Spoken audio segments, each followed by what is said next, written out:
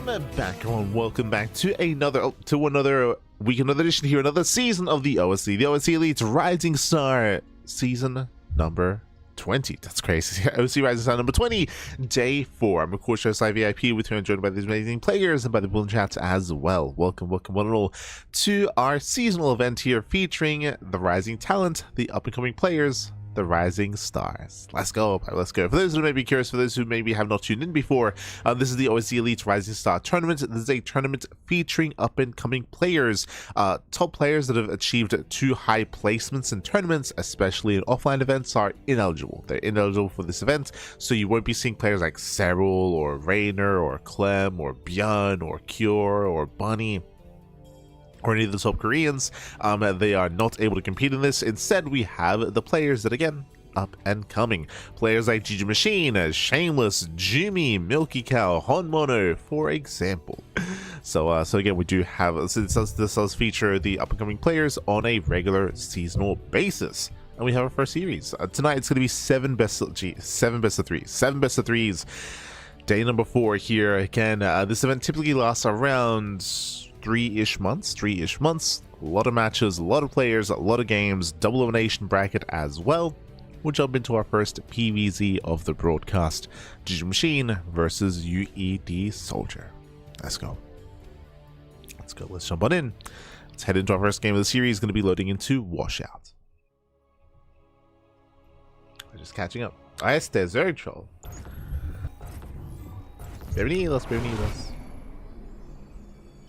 Oh, he didn't come first, Pappy. Oh no. And spawning in the right corner of Washouts, we have the red Zerg player. The red Zerg representing Stony Bulls. It is GgMaChine. And spawning in the bottom right-hand corner, we have his opponent. We have the green Protoss player representing Team Little Fairy. It is UED Soldier. So let us go. We're diving into our first series of the broadcast. And if you're in the chat, you know what time it is. It is a Gamba time. Predictions are open. Place your bets on who you think will claim the series. Will it be our Zerg or our Protoss? Coming into this matchup, GgMaChine, he is the favorite player. He is the best Zerg player in the entire bracket, 100%. When we think of the up-and-coming players and the up-and-coming talent in StarCraft, we think of GgMaChine for Zerg, we think of Shameless for Protoss, and right now, I would say we think of Moja for Terran. Moja, he's had a crazy performance, and we'll get around to some Moja action later on tonight. But Moja, he recently took down both Art and Shameless, who were the top 2 players of last season, by the way. Like they were the first and second placing players in the last OSC event. And Moja, he's always been in the middle of the pack. But for him to pop off in TVP has been very impressive. So we'll get around to some Moja action at some point later on in the tournament. Not tonight though. We're not quite covering his matches. Regardless, we have our ZVP. For now, going hatch, pull, gas, force take the unnatural thanks to the pro block. So nice start here for UED Soldier, just forcing some inefficiencies out of GgMaChine as we are opening up.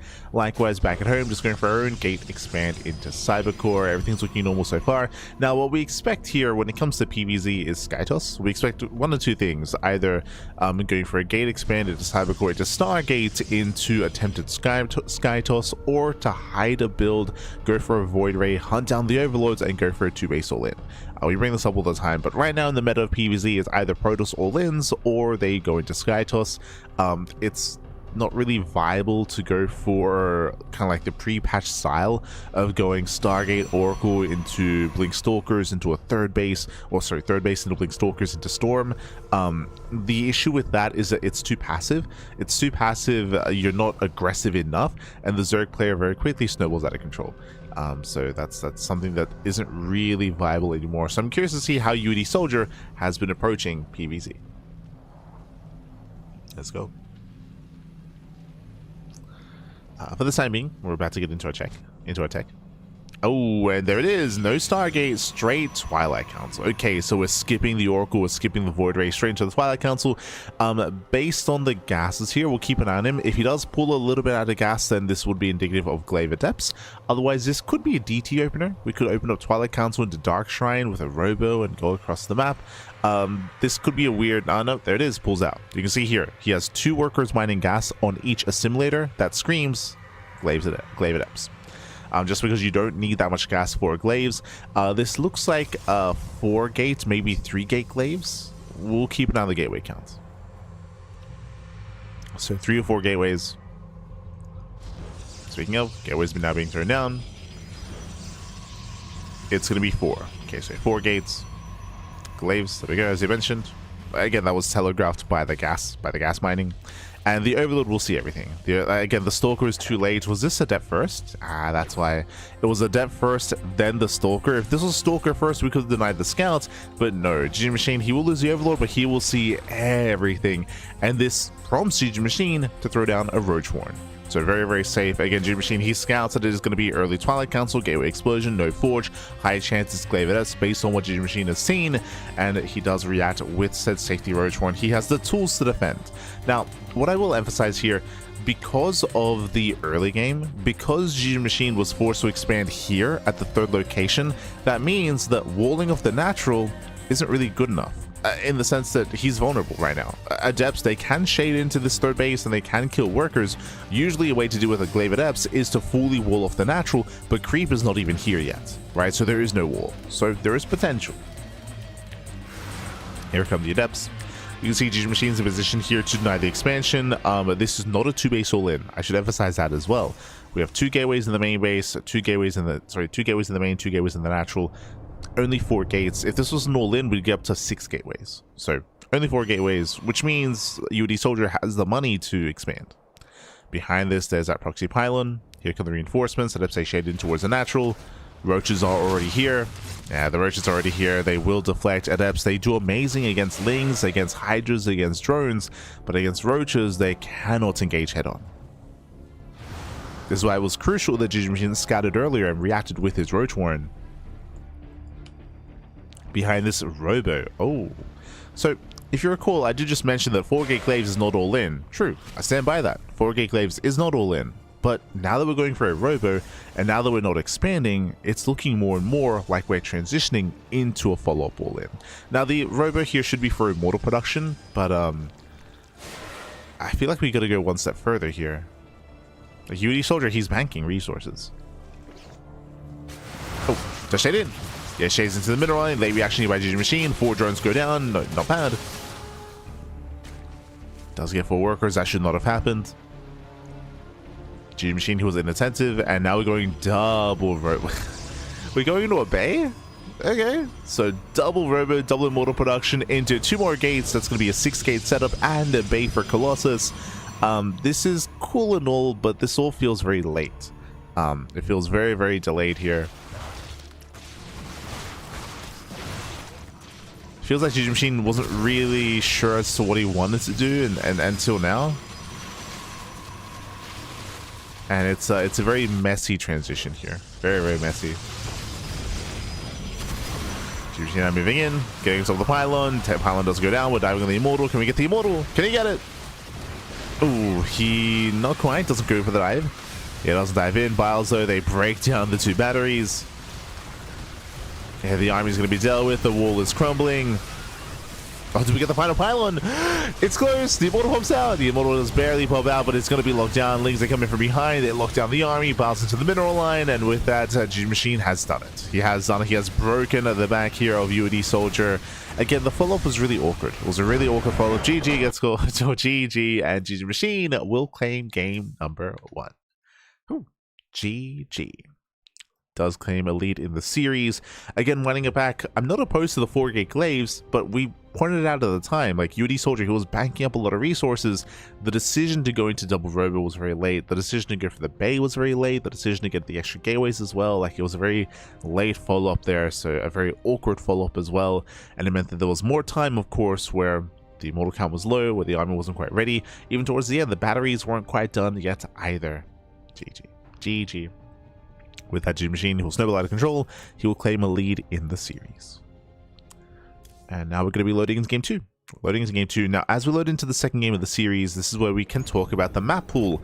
Remember that for OSC events, they have an extended map pool. It's different to the RSL. The RSL, they have a custom map pool. That means that they replace maps, right? They replace maps with other maps, and they make their own, you know, map pool from what they want. Here we have an extended map pool with 3 extra maps voted on by the players, and one of those maps is Beckett Industries. This is a map from the COVID era of StarCraft. I want to say around 2021-ish era of StarCraft, maybe 2020. But around that era of StarCraft, so it's been a long time. It's a very infamous map, but we're going for a 10 pool. So 10 pool. In the top right hand corner, we have the red Zerg player of Beckett Industries representing Stouty Bulls, going for the 10 pool. It is GgMaChine. And spawning in the bottom hand corner, we have the green Protoss player representing Team Little Fairy. It is UED Soldier. So let us go. See the chat. I looked up Promo Legalac. He's consistently bronze career.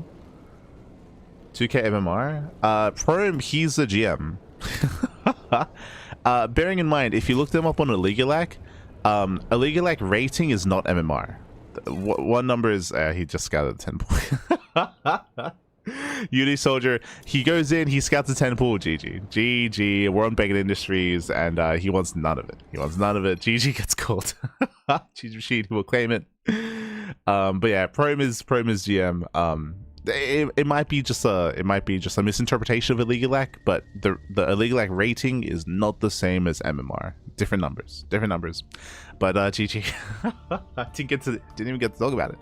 GG gets called. It was a 10 pull here by GgMaChine. Now, Beckett Industries, for those that don't remember, Beckett Industries has the shortest rush distance. I mean, at the time, was the smallest map, had the shortest rush distance in the map pool. I don't think we've gone smaller than Beckett Industries since Beckett Industries. I could be mistaken there. Like, I'd have to whip out the ruler, you know, and measure and compare. Like, compare Beckett Industries to Old Sun Temple close spawns, right? Like, we'd have to do stuff like that. But Beckett Industries has a really short rush distance, and UD Soldier just scouted the 10 pool, tapped out, and with that, a little bit lackluster. With that GgMaChine, he will claim the series. He breaks the spirit of UD Soldier. I mean, also understandable as well that PvZ is not in the best state right now, not in an enjoyable state. Maybe that's a better way of putting it. And with that, GgMaChine will claim the first series of the broadcast. Let's go. Let us go. 1268 League Library. Oh, there you go. But with that, we're getting into our next series. Up next here, we do have a TVP between MilkiCow and Ducklings. Oh boy. Didn't even try it. Nope.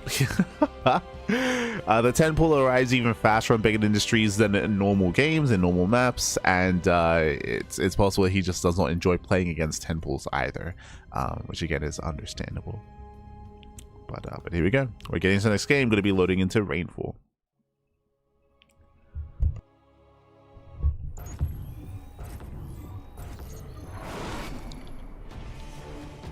Was willing to believe he wasn't GM. No, he is GM. Like, Prom is a pretty good player. Prom, he is a pretty good player. Prom, he's one of those players that can be a little bit quirky. Like, there's a group like Prom, Stephen Curry, Luna C. Who else comes to mind? 3 points. True, 3 points. There's another player, Renny Hour. Where a lot of them they share builds, and they can be very creative, and they be very aggressive as well, and very quirky, and they can be very exploratory in their play, which I appreciate them. But here we go. We're getting to our first series, loading into our best of 3, and spawning in the top left-hand corner of Rainfall, we have the red Protoss player. The red Protoss representing Platinum Heroes. It is Ducklings, the Italian Protoss. And spawning in the bottom right hand corner, we have his opponents. We have the blue Terran player representing 3D Clan. He might be a little bit dusty, but he is MilkiCow. I'll fix up his name. Un momento. Here we go. It also shows, like, I think, to put things into perspective as well, not to take away from, you know, from certain rankings or ratings, but you can do whatever you want up to like 5.5k. Like, unironically, like if you like, you can play suboptimal and off meta to quite high heights in StarCraft. Like, obviously you can like counter rush up to 6k. I mean, I say 6k, like 5.5. I mean, look at Gref, right? Look at players like Gref, look at players like King Cobra, look at players like, I'm sure there are others that come to mind that are slipping my mind at the moment.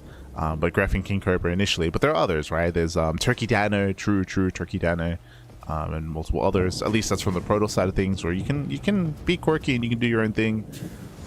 Didn't know regret like 12 pool past GM, like, or until, or didn't he 12 pull up to 6k? So, something like that. Like, you can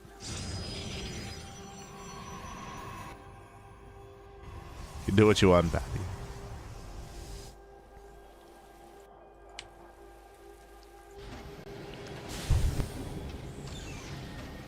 For now though, we are going to be opening up CC on the high ground. So economic opener here out of MilkiCow. Meanwhile, Lelix, likewise, going to be setting up here with a bit of a proxy. Okay, you have my attention. Este Lelix. Prime 2 or DRG? Yeah, we casted that, if you remember. We casted that, and DRG was like, everyone, that was one of those scores that hit the Reddit because it should not have happened. Like, it was a huge upset. It was a huge upset. Basically, Prom cheesed the hell out of DRG. And yeah, a lot of people were sad about that result. Yeah, we did cast it. It's on our channel.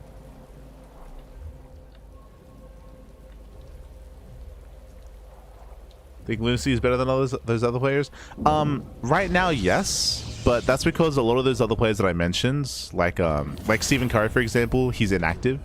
But when he, like, 2 years ago, when they were all playing, like, they were all around the same level. Like Lunacy, Stephen Curry, 3 Point, all those guys.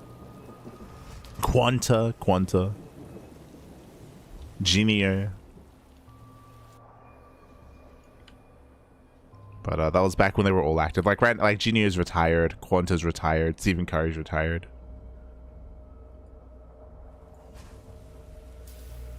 Let's go.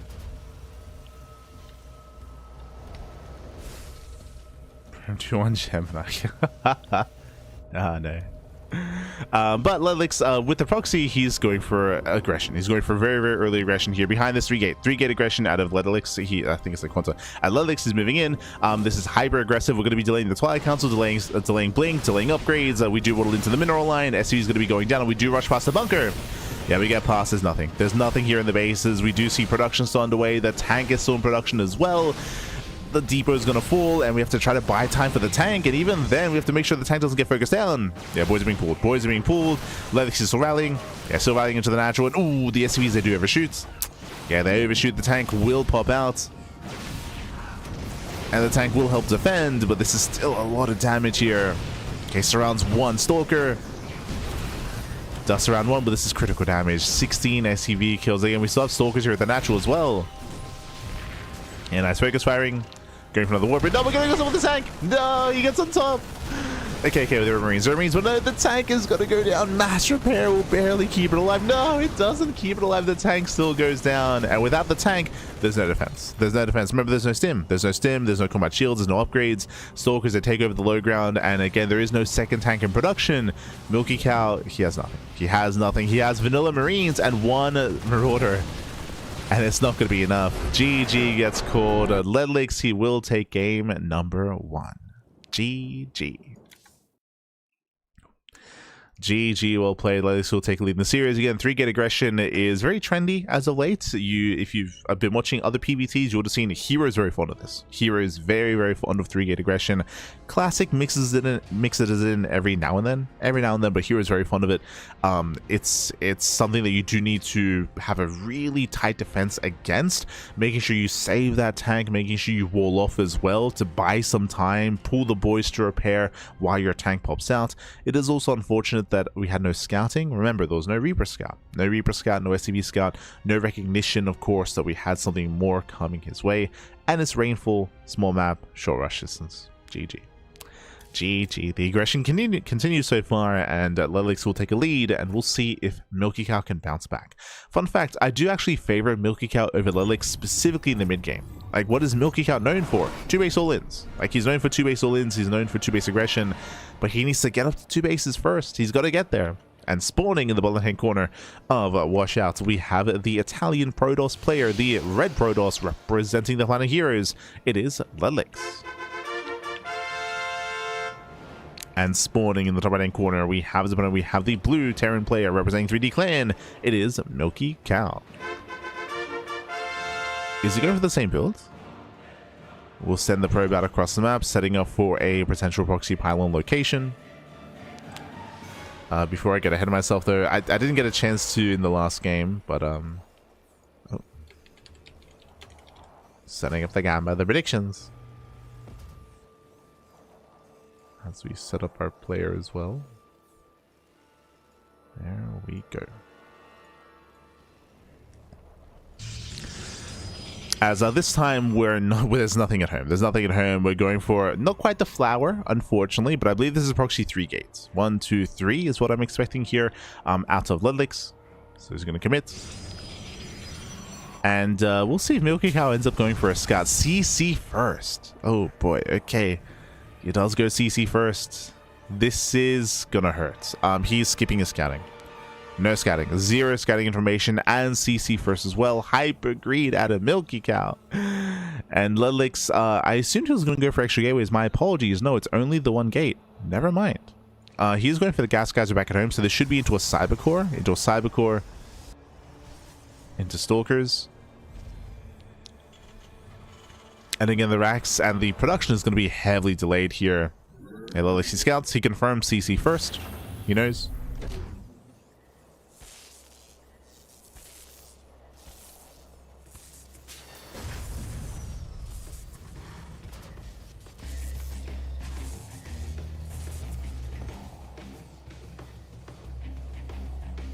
Quanta's probably my favorite SCL player. He's like my favorite player, period. Like, he's... I'm a big fan of Quanta. We like Quanta here. Big fan. I miss him. I miss my Quanta. As Lelix does move out, so we'll chip away here at the wall. His chipping away behind this cybercore is now done. We have Stalker reinforcements on the way. The Stalkers are coming. And when the Stalker arrives, we can start to nibble away at the SCVs, right? We can start to rig away the SCVs, and then the wall is going to be under threat. So Stalkers are going to be rallying in. We can start to focus on the workers. We do get some wasted shots here.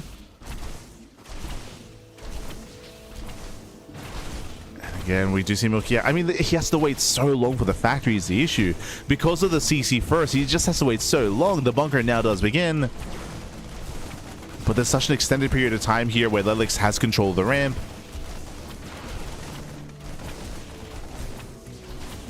And the Marines are getting low. They're 1 shot away from going down. Now we're up to 2 Stalkers. And the wall's falling. The SCVs. Yeah, we have to pull more boys. They're getting low. The SCV's getting low. Marines being focused down. Getting 1 Marine. Getting 2. There's 1 Marine left. Automass, Pappy. Automass. The bunker will complete. Ah, it's way too soon. Eventually, well, there we go. Bunker does complete. Widowmine has arrived. Oh, the wall is broken. Zelce busting in. Not the friendly fire. No. Unburr. Not the friendly fire. Oh, God. Not like this. Oh, my God. The Widowmine goes down. Now we just walk past. Now we just walk past the bunker. The boys are being pulled. We lock down the Stalkers. Comes in for the surround. Surrounds 1. Yeah, surrounds one Stalker, but this is still so much damage. That's still 13 SCV kills back at home. Lelix, he has a base getting up and running. 23 probes. He has the economy. And he's still trading. He's still trading. He should get one more Marine.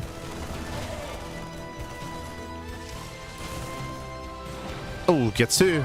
Yeah, picks up two more Marines towards the end. How many pickups have we had?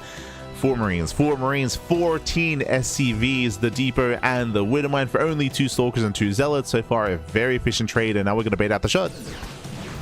And baits out the shot. Takes down the mine. Keeps on pushing. And again, a lot of this came down to the lack of vision, lack of scouting, but also the greed, right? Also the CC first delayed the racks, delayed the factory. Behind this, Lelix double expanding. Oh, the greed is pretty crazy here. Yeah, hyper greed here by Lelix.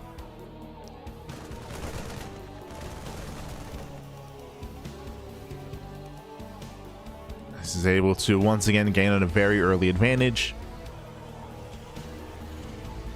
Did so in game 1. We're seeing it here in game 2 as well.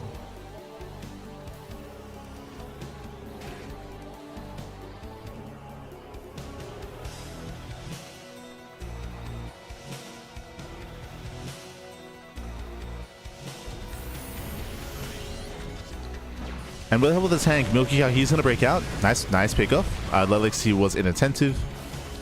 Did lose one of his Stalkers. MilkiCow can now expand.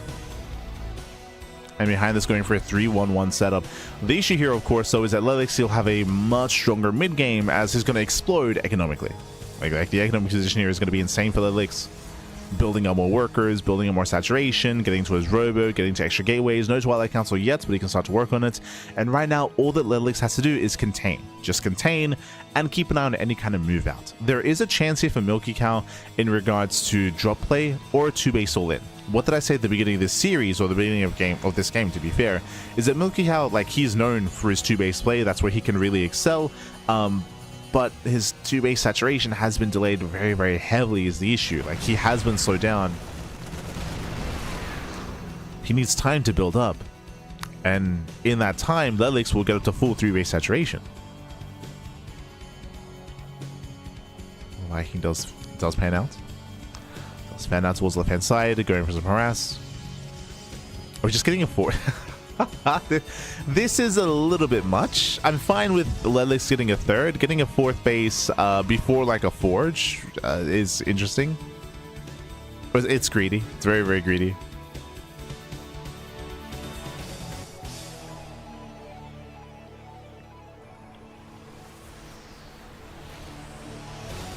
Before forge, before splash damage, the Viking does land here at the natural.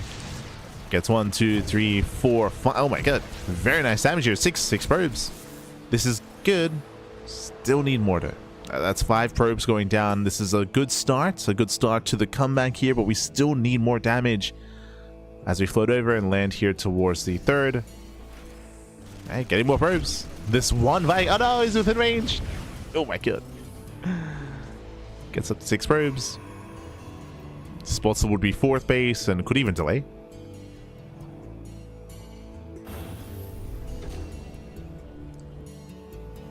So again, this one Viking has more than paid for itself, but because of the deficit here, it's still not quite enough to recover. Stim is on the way, getting up to 4 Raxes. I would imagine that with Stim, we're probably going to pull the boys. I would imagine. Like, I don't see MilkiCow getting into a 3-base economy. Yeah, there we go. We pull the boys. This feels very mistimed. Like, I'm for pulling all the boys, just going for a big 2-base all in. This is the only chance here for MilkiCow. What's really weird about this is that Stim is not even halfway done. It's very unfortunate how delayed the upgrades are because of all the economic damage dealt earlier, right? Like, the entire build is very delayed, very messy, and it's very Frankensteinish for a MilkiCow. But one of the only chances he has is to pull the boys. So let's go. We have the 2-base all in. We go 4 tanks. Ooh, does siege a little bit early. Time is of the essence. The longer this game goes on, the better it is for Lelix. He's supply blocked. And he catches reinforcements. Yeah, he does catch reinforcements. Oof. Bit of friendly fire. SCV's getting called out. No! Yeah, miscontrol. Miscontrol here by MilkiCow. 22 SCV kills. He bled out half his workers. We need them. That was meant to be the buffer. Dells take down the third. And again, this fourth base was greedy. We gotta keep going. We gotta keep going, Bappy. We can't waste time here at the Nexus. Killing the Nexus is not helping. But there are no reinforcements. Yeah, there are no reinforcements. The army's not getting bigger. Shout out to this MVP proxy that's just now being cleaned up. Oof. Yeah, it's GG gets called. GG gets called. Zelts, they dive on top of the army. They overwhelm. And Lelix, who will claim the series 2-0. GG. GG, well played. Again, a very strong early game at Lelix, both in game 1 and in game 2. Hyper aggression, going for the proxies, going for the early game aggression. Remember, in game 1 it was a more standard opener, but it led into 3-gate aggression with a proxy pylon across the map. Was able to break MilkiCow before it could get its factory up and running. Here in game number 2 we saw an earlier timing, an earlier proxy able to wreak havoc early on and punish the greed of MilkiCow. Remember, it's twofold. 1 was hyper aggression and cheese out of Ledlix, but 2 was MilkiCow skipping the SCV scout, not going for the Reaper scout either because he went CC first on a 2-player map as well. True. So there were 2 things that occurred here. 1 was the greed of MilkiCow and also the aggression of Ledlix combined leads into a really good game for Ledlix. Like it's like it all just, the stars aligned, Pappy. The stars aligned. GG, well played. This is also where potentially some mind games come into play in regards, or I say mind games, some meta games come into play. For example, I don't know, I don't get to cast MilkiCow enough to know if, like, does he commonly go CC first on washout? Is that just a common thing for MilkiCow, that he likes cutting corners in TVP and he enjoys going CC first, and he likes skipping worker scouts and SCV scouts? Obviously that was the case in this series, but if that's also the case on the ladder, and that's just a tendency of MilkiCow, then that can also be abused, which could be the reason as to why Lelix was as aggressive as he was here in both games, to punish that. But I can't really speak onto that too much, just because we cast MilkiCow like once a season, or a couple of times a season. Like he's not the most active player when it comes to online tournaments. But regardless, we are getting into our next game. I'm gonna be loading into our fresh series, another TVP. Okay, we're gonna be loading into Vaeda versus Baby Marine. Let's go. Here we go. Speaking of aggression, we are going to be loading into a very aggressive map. We're going to be loading into Rorschach. Rorschach is has the shortest rush distance out of any map in the map pool. I say that once again, I still have not measured this compared to like close spawns on the old Sun Temple, but I think this still does beat it as well. As we are getting into our fresh series and spawning in the bottom left hand corner of Rorschach, we have the Italian Terran player, the Italian Terran. We have the red Terran representing Streamer Zone. It is Baby Marine. And spawning in the bottom right hand corner, we have the blue Protoss player from the land of the Netherlands. It is Vaeda. And if you're in the chat, you know what time it is. It is Gamba time. Predictions are now soon to be open. My apologies, I have to close the previous one. Un momento.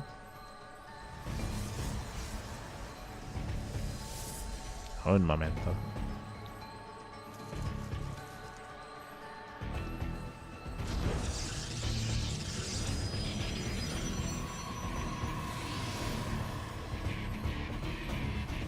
There we go. So if you're in the chat, it is Gamba time, so you can place your bets on who you think will claim the series. Best of luck in the chat. Coming into this, it's going to be a harder one to call. Baby Marine is also not the most active player in recent times. I do lean towards Baby Marine at the moment for sure. Vaeda, if this was like last year, I think I would favor Vaeda actually. Vaeda was looking very, very strong, especially even just after leaving Team Roddy as well. But this year especially, I believe that Vaeda has taken a bit of a step back. Focusing on their studies, and has been a little bit less active in the tournament scene. So we'll see how they compare to each other. We shall see.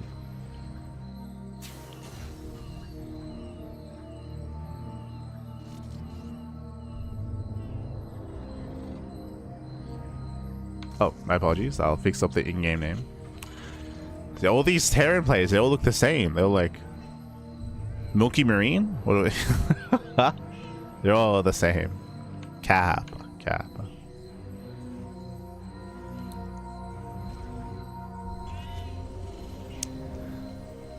As from here, Rax Expand, Economic Opener at a Baby Marine, likewise Veda just going for his own or their own standard opener as well.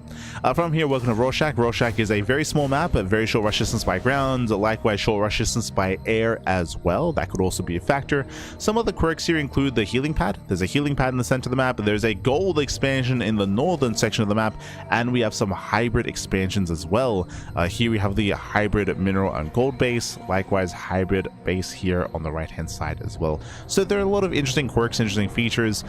We often do get a lot of short games on Rorschach because of that rush distance by ground.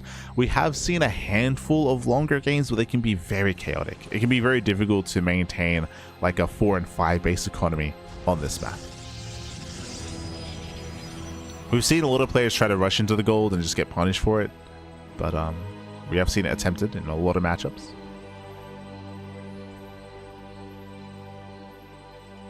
The baby cow.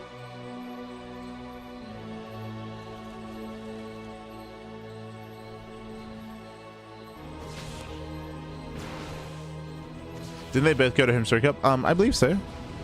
Well, they've been to Home Story Cup. The most recent one, I'd have to defer to the chat on that one because if you remember, we didn't cast the group stage. We did cast the playoffs, but this season we didn't cover the group stage of Home Story Cup. But I want to say they're both regulars, more or less. As we have our Twilight Council opener out of Veda. So standard opener into Blink, into, we'll see if we go 2-gate, 3-gate, or 4-gate Blink Stalker.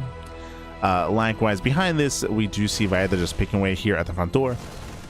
Keeping Baby Marine contained. No major damage, just chipping away at the bunker. Oh, taking some whole damage on the Stalker.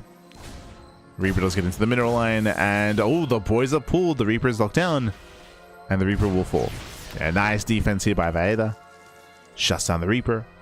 Behind this, we're going for our eventual 3-1-1 setup, going for a mine drop early on.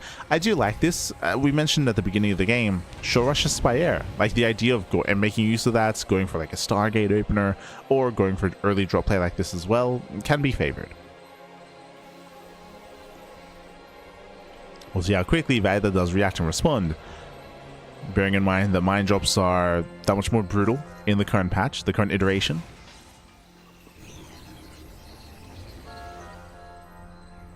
As we are dropping in. And oh no, late reaction! Oh my god, yeah, it does pull away too late.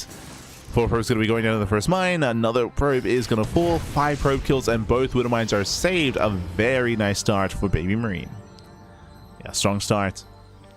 Veda going to be throwing down a proxy pylon across the map, setting up to reinforce. As I mentioned, you do have less time to react here now to the mine drop,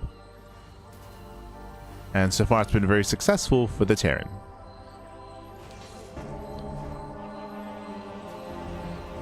How many gateways are we on? 3, 2. Oh. Okay, 2-gate Blink. Not into the 3rd. We're going for a delayed expansion. We're going for a faster Bay and faster Colossus production. Interesting. Okay. So very tech heavy. Very tech heavy here on 2 bases. Going for a fast Colossus. It's very safe, and technically if Baby Marine commits on 2 bases, and this goes into like tendencies and kind of, you know, what players are known for. Technically, if for example Baby Marine pulls the boys and goes for a big 2-base all-in, similar to what MilkiCow did, then going into 2-base Colossus is going to be ideal, right? It's very safe. That's what I should emphasize. Like, it's a very safe way to play. We even have early Immortal production as well, so Immortal into Colossus. The downside, though, is if Baby Marine just gets a 3rd and doesn't commit to a push, then Veda's going to be behind due to how late their 3rd base is. Uh-oh. No reaction! Oh my god, yeah, massive connections, 8 probes go down, we just keep finding more damage, and we save both mines. Not like this, Pappy, not like this. Veda. Yeah, auto harass into the natural. 10 probes going to be going down. This is getting out of hand. This is getting out of hand. It's becoming too much. Especially with the mine surviving once again. Ay, ay, ay. Third CC's on the way. And Baby Marine, he now starts to push. And it doesn't even have to break out here. Again, this is supposed to be a quote-unquote safe build, but Veda has been struggling economically. Meanwhile, here comes the main army. Baby Marine doesn't stand behind this. Chipping away here at the Stalkers. And there's one Colossus. One Colossus, one Immortal to defend. Widowmine goes back in. Distracting Veda. Okay, that's one. Never mind. The unburrowing Pappy. Oh my god, gee, that was close. We almost came back too soon. Mine shot goes off, gets one more. Tank will siege it within range of the entrance. Tank's exposed. Oh, but the tank does get some extra volleys off. The punish. The punish is brutal. A lot of Stalkers go down. And can we just stim in? There's no battery. Yeah, no battery. Boys are being pulled. Desperation here by Veda. And will barely hold. Will barely hold on. But again, a very messy defense here.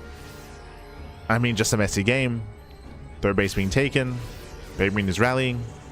There's soon to be a second Colossus. That will help. Yeah, there's gonna be two. Better concave for Baby Marine. And we can collapse in. Yeah, the Colossus are trapped. No, he's trapped. One. Yeah, one. Two Colossus going to be going down. Heavy losses here. And with that, Baby Marine snowballs out of control. Breaks the main army. And with that, Baby Marine will claim a lead in the series. We'll claim a lead in the series. There is nothing to defend. We have no battery, no Immortals, no Colossus, no army. Robo goes down. 0 Colossus. And with that, Baby Marine will snowball out of control. Will snowball out of control. The proxy pylon never quite came into play. The third base saturation never came into play either.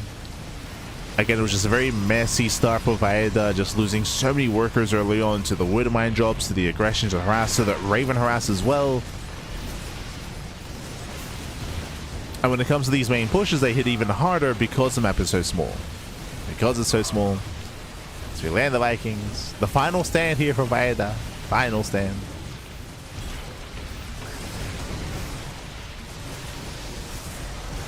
As batteries are now finishing, but it's too late. This went too little too late. It's after the main engagement happened, after the main fights.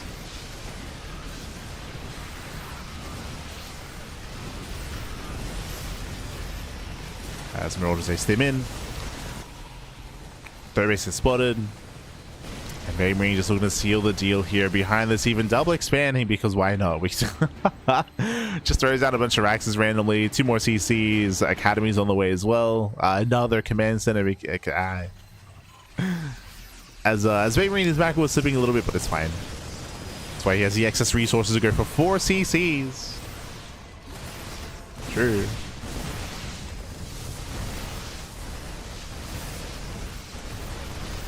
Go for the 4 CCs. 5 CCs even. Looking at the production tab. You know, Veda down to 3 Stalkers. Down to 2. Down to 1. Get out of here. Oh no. Waddle away, Pappy. The final Stalker. Oh no, the mines.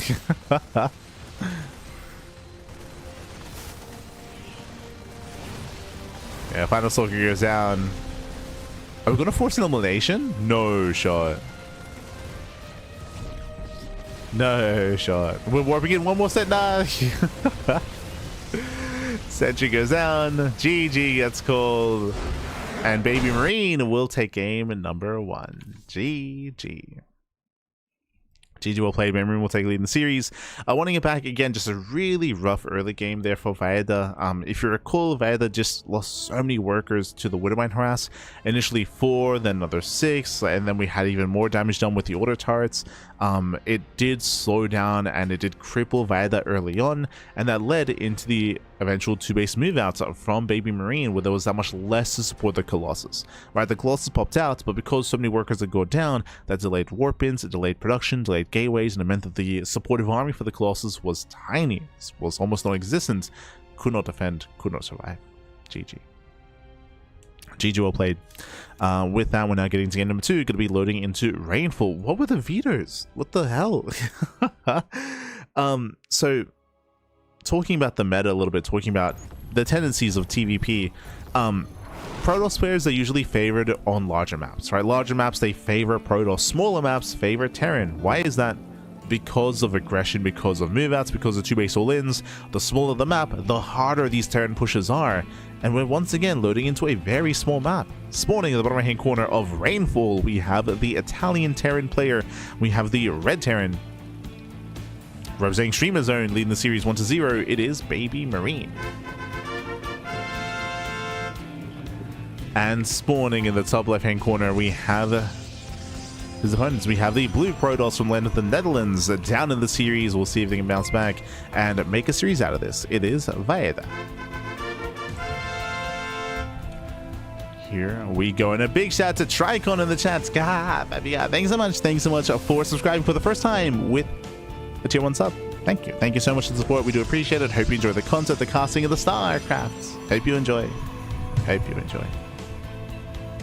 Yeah, but yeah, I'm a little bit surprised as to the vetoes here in this series. Both Rorschach and Rainfall, these are the 2 most aggressive maps in the current ladder map pool.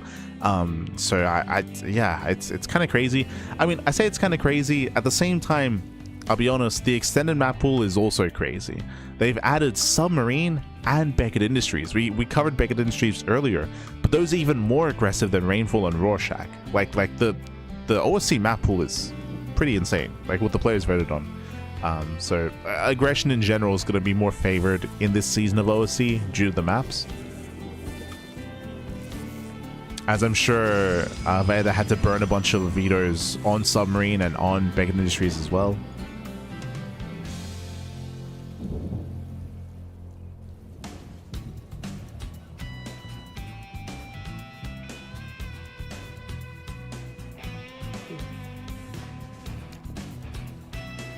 Pretty sure I could make a live board given all the casting he does. I mean, I feel like it's pretty... I feel like a couple of years ago we spoke about this. I remember casting with Asher.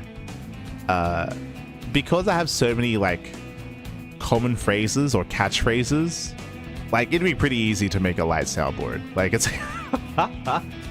like ay papi, and like the pants are down.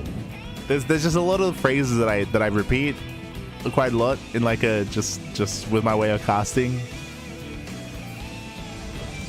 So I can get like a good 20 phrases in there. You'd be good to go.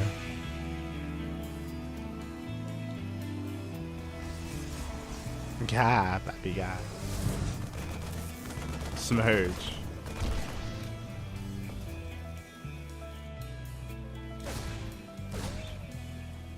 I feel like there's a lot there.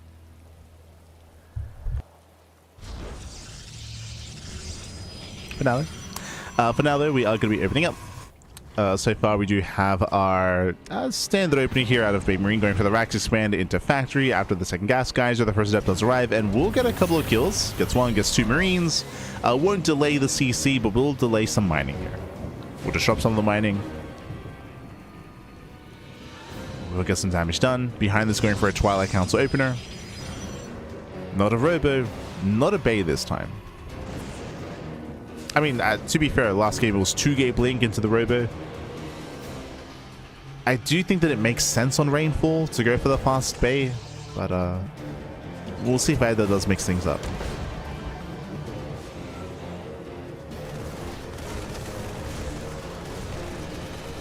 One Pappy, one shot. Everyone's gonna... We're gonna lose all of our viewers. What do you mean? We're gonna... Oh no.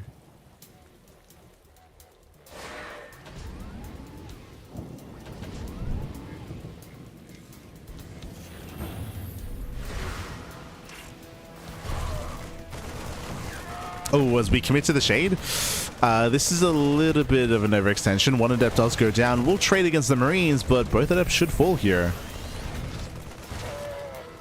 Yes, I would not quite say this was worth it due to the lack of economic damage. So 2 adepts do go down. Behind this, we're going for another mine drop. We're going to run it back. 3 mines this time. Extra widow mines.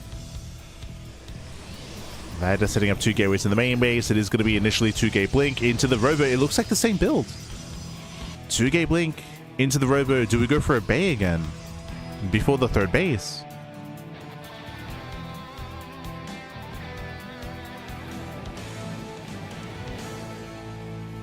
That is setting up a proxy pylon location. Being active with the stalkers. The mine drop is moving out. And will Vaida spot this? Oh! Ooh, I did for like a split second. Like half a second there.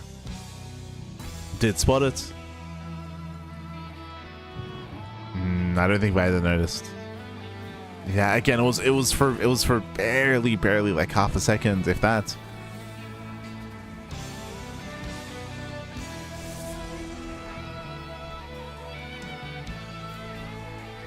My job is coming in. It is going to be for the bay on 2 bases. We go for the job. This time Vaida does react. Very good reaction. Very good response. Dropping into the main. And we're going to get 4. Ooh, the sentry goes down. Yeah, takes down the sentry. Likewise, pulls away in the main. Does kill one of the widow mines. No, we go back to soon. No! Oh my god, that was so... No, we could have retargeted. We could have retargeted. That could have been game. That could have been game then and there. We're chasing the rest of the probes at the same time. Stalkers are due into the natural. Yeah, Stalkers are moving in. Mine shot goes off.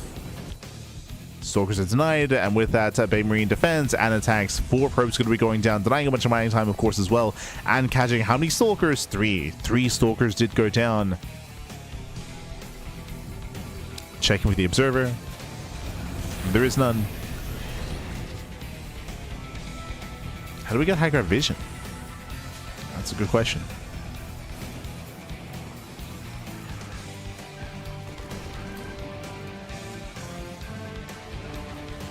That's why Jumper's coming back in. We come back in. No. Oh god.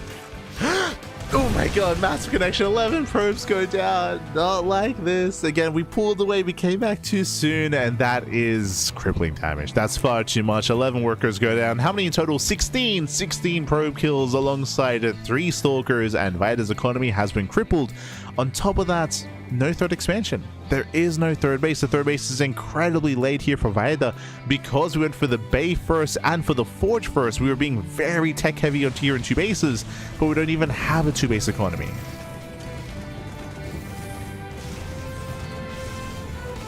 We don't even have it. So Vaida is very far behind. Just now claiming a 3rd. Another mine drop. 4 more probes. Even getting 1 extra worker here at the natural with the auto turret. And very similar to last game, when Bay Marine moves out, he cannot be stopped. Like, no shot. It's... no. It's going to be a tough hold for Vaida. Here comes a push.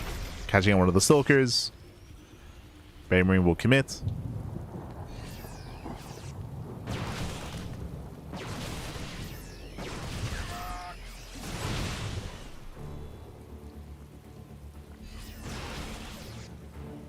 We be committing.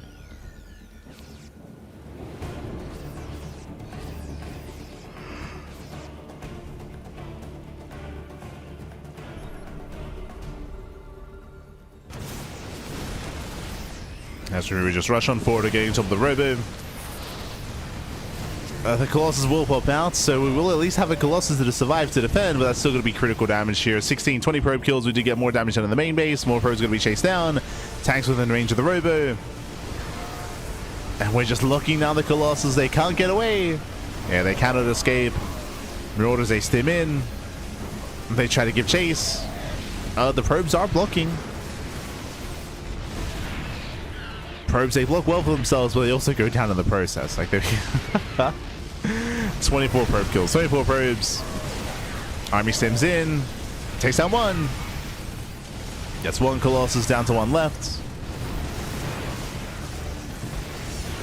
One Colossus remaining. GG gets called, and Baby Marine will claim the series 2-0. GG. Whew. And GG, well played. Baby Marine will claim the series. Will advance on. Vaeda will be knocked out once again, both in game 1 and in game 2. We did see some very shaky mind drop defense.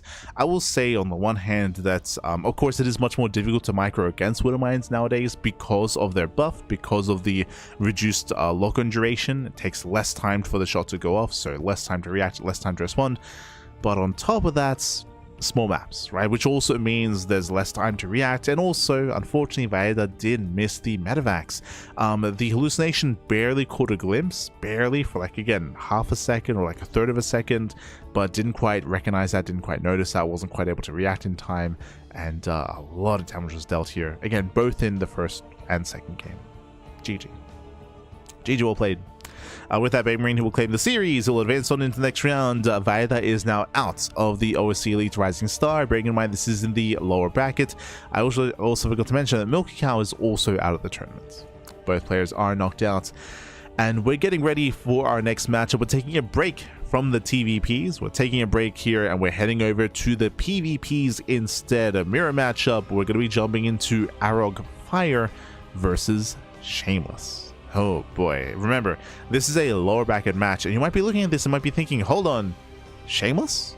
He's the reigning champion. Like, he is like the favorite to win events like this. What's he doing down here? Yo, he got Terran. Like, he was Moja knocked him down. I mentioned this earlier at the beginning of the broadcast, but Moja, the German Terran player, he's been looking very strong this season of OSC. He took down Shameless and he took down Art as well. Like, Moja has been excelling in the TVP matchup. He has been doing very well, very well for himself, and as a result, the entire like hierarchy of the OSC Elite has kind of been shaken by Moja to knock down both Art and Shameless. GgMaChine is still up there, Moja's still up there. We'll see how far Moja can go. Moja, he's usually like middle of the pack. Like, he's like, when we think of Moja, he's usually he's a good player, don't get me wrong, but he's usually like around the middle of the pack amongst the OSC players. But he's having a really strong performance this season, very strong. But we'll get there. We will get there. For now, we're going to be jumping into our PvP again. Shameless versus Arog Fire. Oh wait, my apologies. Un momento.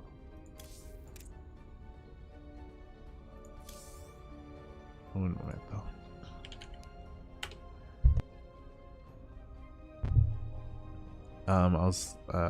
As I very quickly double check something.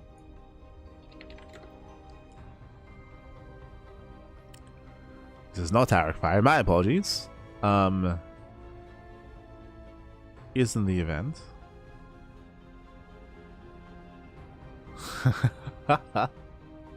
Hold on. Hold on.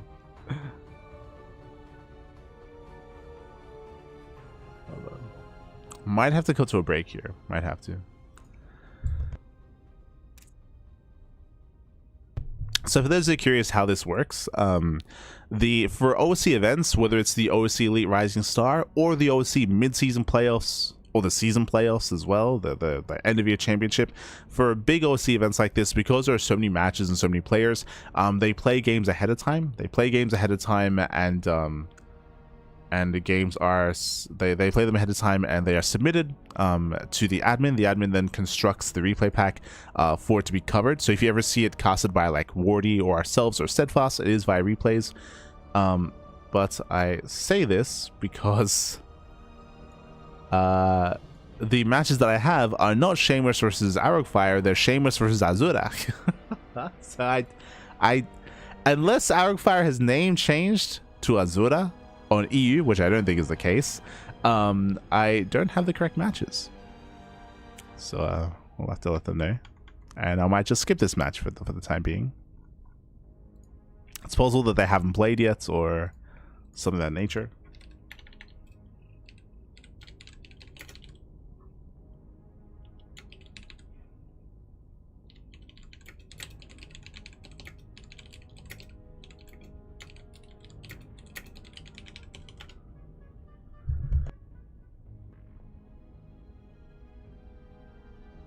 So we are going to be cutting to a short break. We're going to be cutting to a short break here. When we come back, we will either have the continuation of this, or we will have instead another matchup. So we'll see you soon. We'll see you soon after the break. Un momento. Aragfire, he was very informed. Context matters. Context does matter. If we were casting Aragfire like in 2022 or something, then for sure I would favor him. But remember, Aragfire, he retired for like a year. Was it over a year? But Aragfire, he has been retired for quite some time. He only came back this year. I want to say like it was 2025 where Aragfire wasn't playing in anything. So Aragfire has been very inactive, but he only just recently like came back to competitive form, and he is looking good. But it is important to bear in mind that there has been a big break for Aragfire from when he was active. So I top 10 in the event, maybe I'd have to like look at the players. But for now, though, we're going to be cutting to a short break. Cutting to a short break. We'll be back soon after the break. See you soon.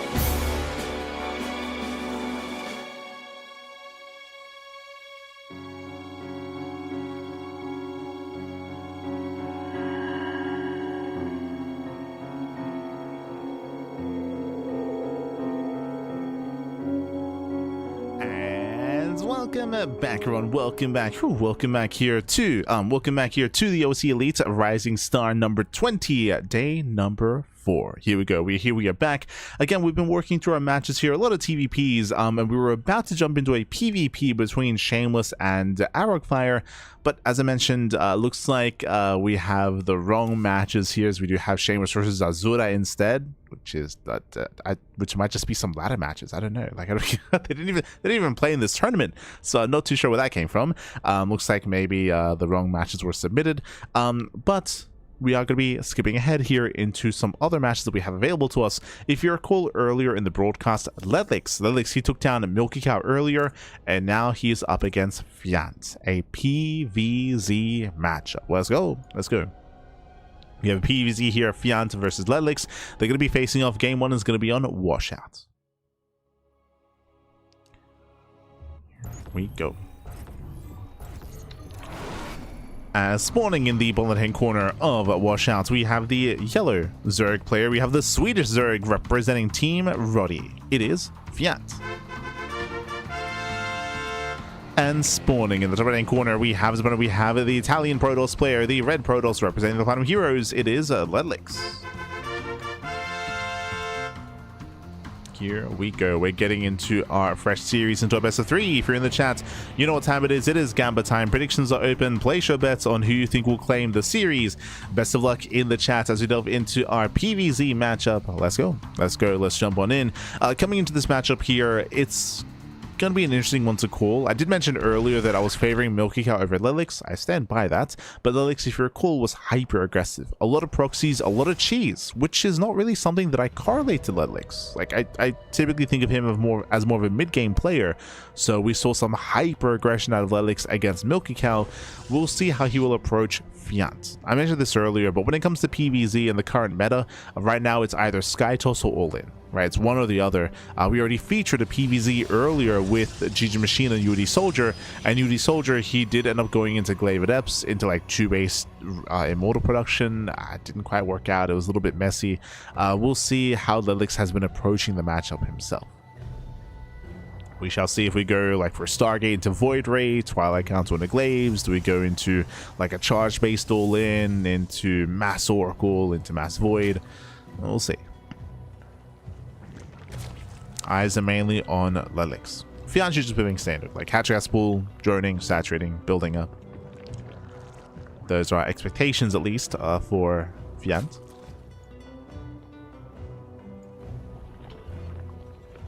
Is going to be forced like the unnatural natural. But outside of that, we are settling in.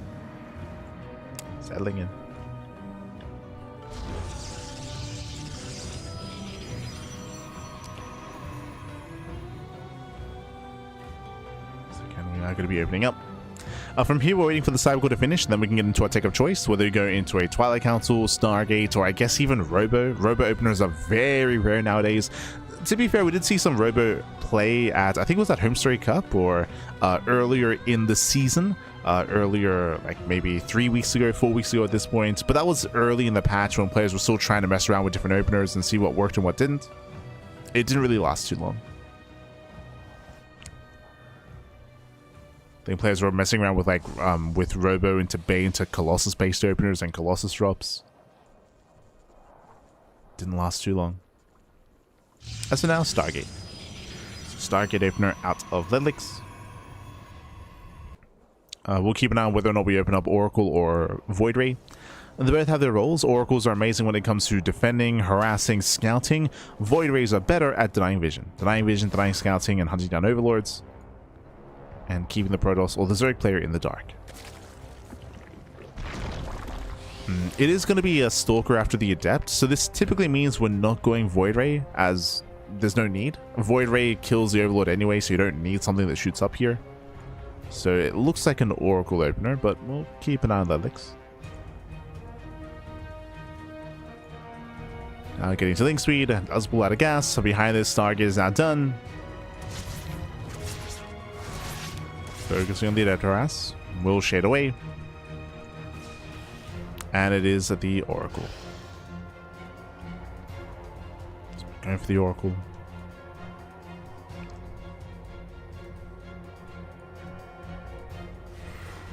Turning the other way.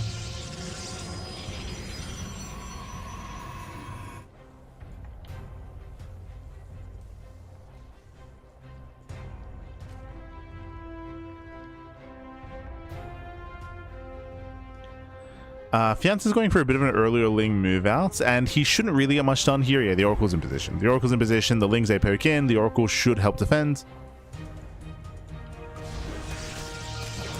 As Lings they don't get much done. They at least keep the Oracle busy. Means lack of vision, lack of scouting. Nibbles away at the third. And for now, we drone. We saturate. From this point forward, we're looking for the Twilight Council timing. So far, it's been very standard. Now we go for the Twilight Council into most likely Forge. This is a very standard timing here.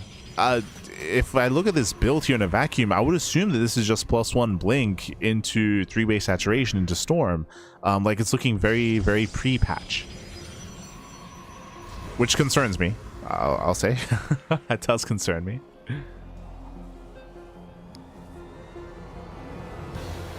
We can still go into charge, of course. Still go into charge.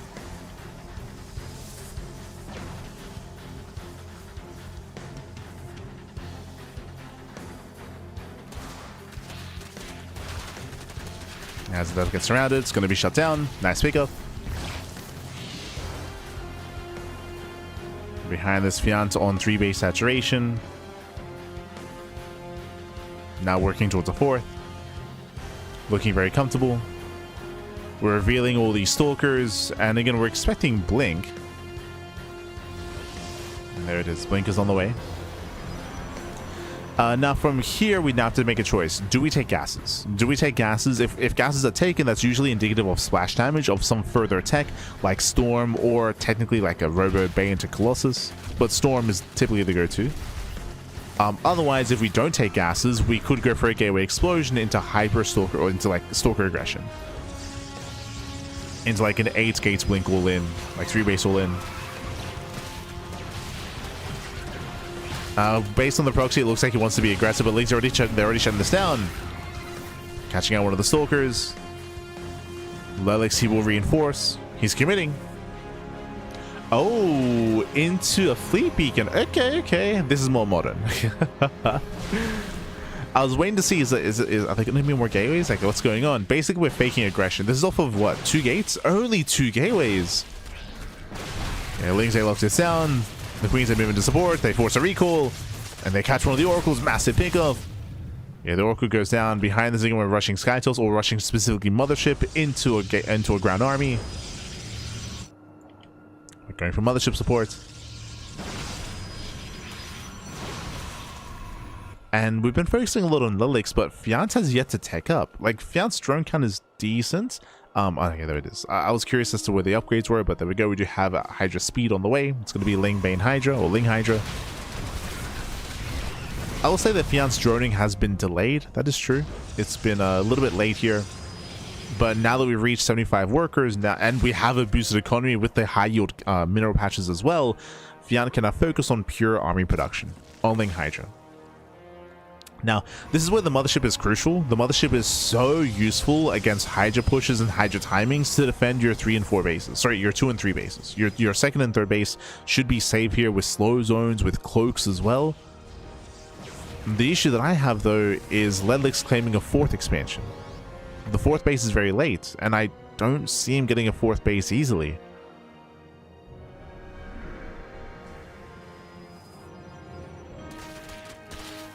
Once again, Fiant has map control. Now going for the nest.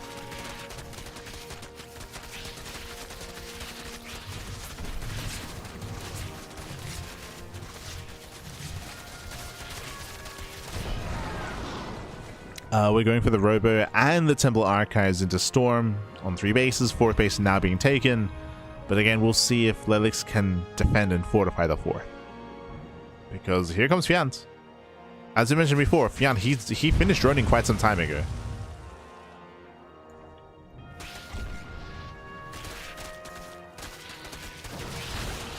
Gets this around. That's a kill. Ooh, that's a kill, not a cancel. Ay.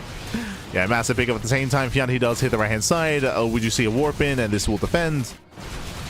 But as I mentioned, as I emphasize, I don't see Lelix expanding. I just straight up, I don't see him getting a 4th base. None this game. As we lock down the army, coming for a surround. Here comes a cloak. Here comes it. There it is. Yeah, cloak is activated. Will defend.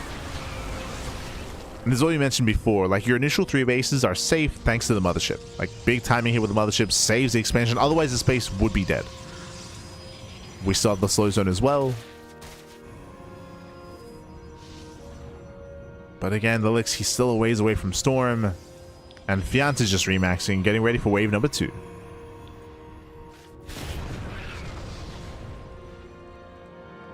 Spire is on the way. I appreciate that we're going for the Spire just in case. Getting ready for Corruptors. Storm is going to finish. With the help of Storm now, there is a chance here for Lelix to defend the 3rd base for a 2nd time. As we're still holding on to the slow zone and Storms. It's still going to be tough though. Got moves in. Does spread. Bane's dealt with. Nice Storms. Yeah, Storms a zone away. But there's still a wall of Hydras behind this. We're moving back in. There's a 2nd cloak. Oh, but the Banelings. Yeah, Banelings, they crash on in anyway. No more High Templar, no more Storms. And with that, Fiant has done it. Fiant, he has done it. Breaks the main army, takes on the mothership. GG gets called. And Fiant, he will take game number 1. GG. Whew. GG, well played. Fiant will take a lead in the series. Again, the idea of going into a mothership and being defensive on this map seems very difficult. Specifically on Washout, the 4th base is further away. It's further away, it's less secure, it's difficult to take the 4th base when playing like this. When not being aggressive, I mean. When not being like very active and very aggressive and trying to get into a macro game here on Washouts. It was a bold move. It was a bold move here from Lelix. Not gonna pan out here. Not here. Not on this map. Not like this. And this also, I think, is a good example as well as to why these openers are deemed not very viable, like going into Blink Stalkers and going for a bit of a slower start, because you relinquish so much map control and you allow the Zerg player to drone up to 80 workers. Like the Zerg, like when you go for this kind of build and this kind of style as a Protoss in PvZ, the Zerg player is so free to mass expand and to mass drone and then to just overwhelm you coming into the mid game. This is often why you see either more aggressive builds and more earlier committed all-ins, or you see hyper defensive builds by going to Skytoss harder and faster and switching to Skytoss and trying to catch Reddit that way. But we'll see. We'll see how our players do adjust coming to game number 2. Going to be loading into Rainfall. Rainfall is a smaller map. Smaller map of the map pool, shorter rushes by ground. Aggression is favored. This goes both ways. So who's going to be the aggressor? As spawning in the south hand corner of Rainfall, we have the Swedish Zerg player leading the series 1-0, representing Team Roddy. It is Fiant. And spawning in the bottom right hand corner of Rainfall, we have the Italian Protoss player, the red Protoss, representing the Platinum Heroes. It is Lelix. Let's go. Let us go.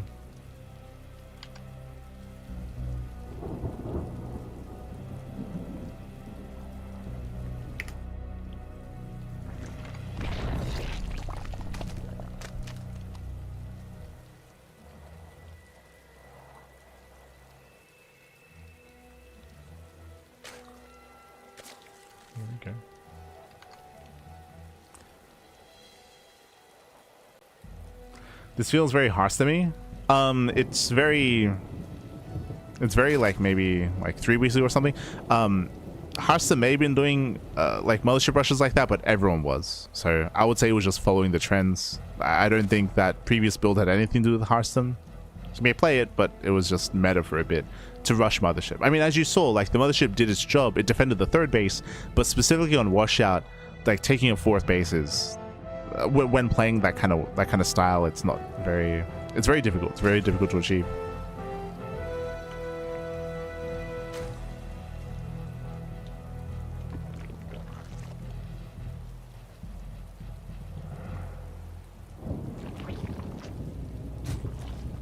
There we go.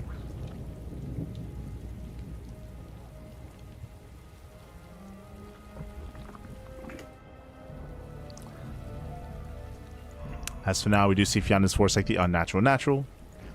Expand at the third location. Meanwhile, Gate expanded to Cybercore. Everything's looking normal so far. But again, welcome to Rainfall. Rainfall is a very small map of the map pool. Short rush distance by ground from natural to natural. Another big factor of this map, though, is the third expansion. Something that's very unique to Rainfall, and it's what makes it much more aggressive and crazy and brutal, is the third. You can see here we have the low ground third base. It's on the low ground, and it's very open and very accessible. Or you have the other third base, which is also on the low ground. It's quite rare to see features like this, but basically both third base options are low ground thirds. This means that if an all-in were to come across the map, if you're hyper aggressive in with like a tank based all-in in TVP, or even like Ling Hydra for example as well, if you take over this area here outside of the natural, take over the high ground, then your opponent's just cut in half and they have to push up a ramp into a concave into your opponent's army. This position can be very, very brutal. So in general, we see often short games on Rainfall. It's quite rare to build up into like a 4 and 5 base economy. Like that's very rare on this map. Not impossible. Like we've gotten there before, but much rarer.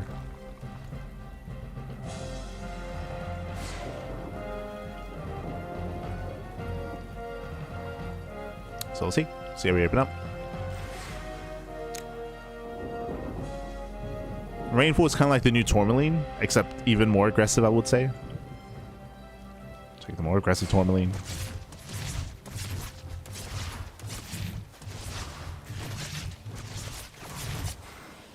See, that does shade away. We had this, we're just settling in. It was a Stargate opener into the Oracle. So far, just the same opener here, standard start out of Ledlix. From here, from here, we're just going for our third base into our Twilight Council and Forge is what we're expecting. We'll see if we deviate and go for earlier tech. Just like last game, Fianti's moving out with his Lings. We'll poke in. Oh, get the probe kill. Yeah, we'll delay the expansion. Very nice pig off. This time the probe will go down. Lings arrive a little bit sooner. And so far, it's been a better start for Fiant compared to the last game. I will lose the Overlord, though. True. Overlord does go down. Third base begins.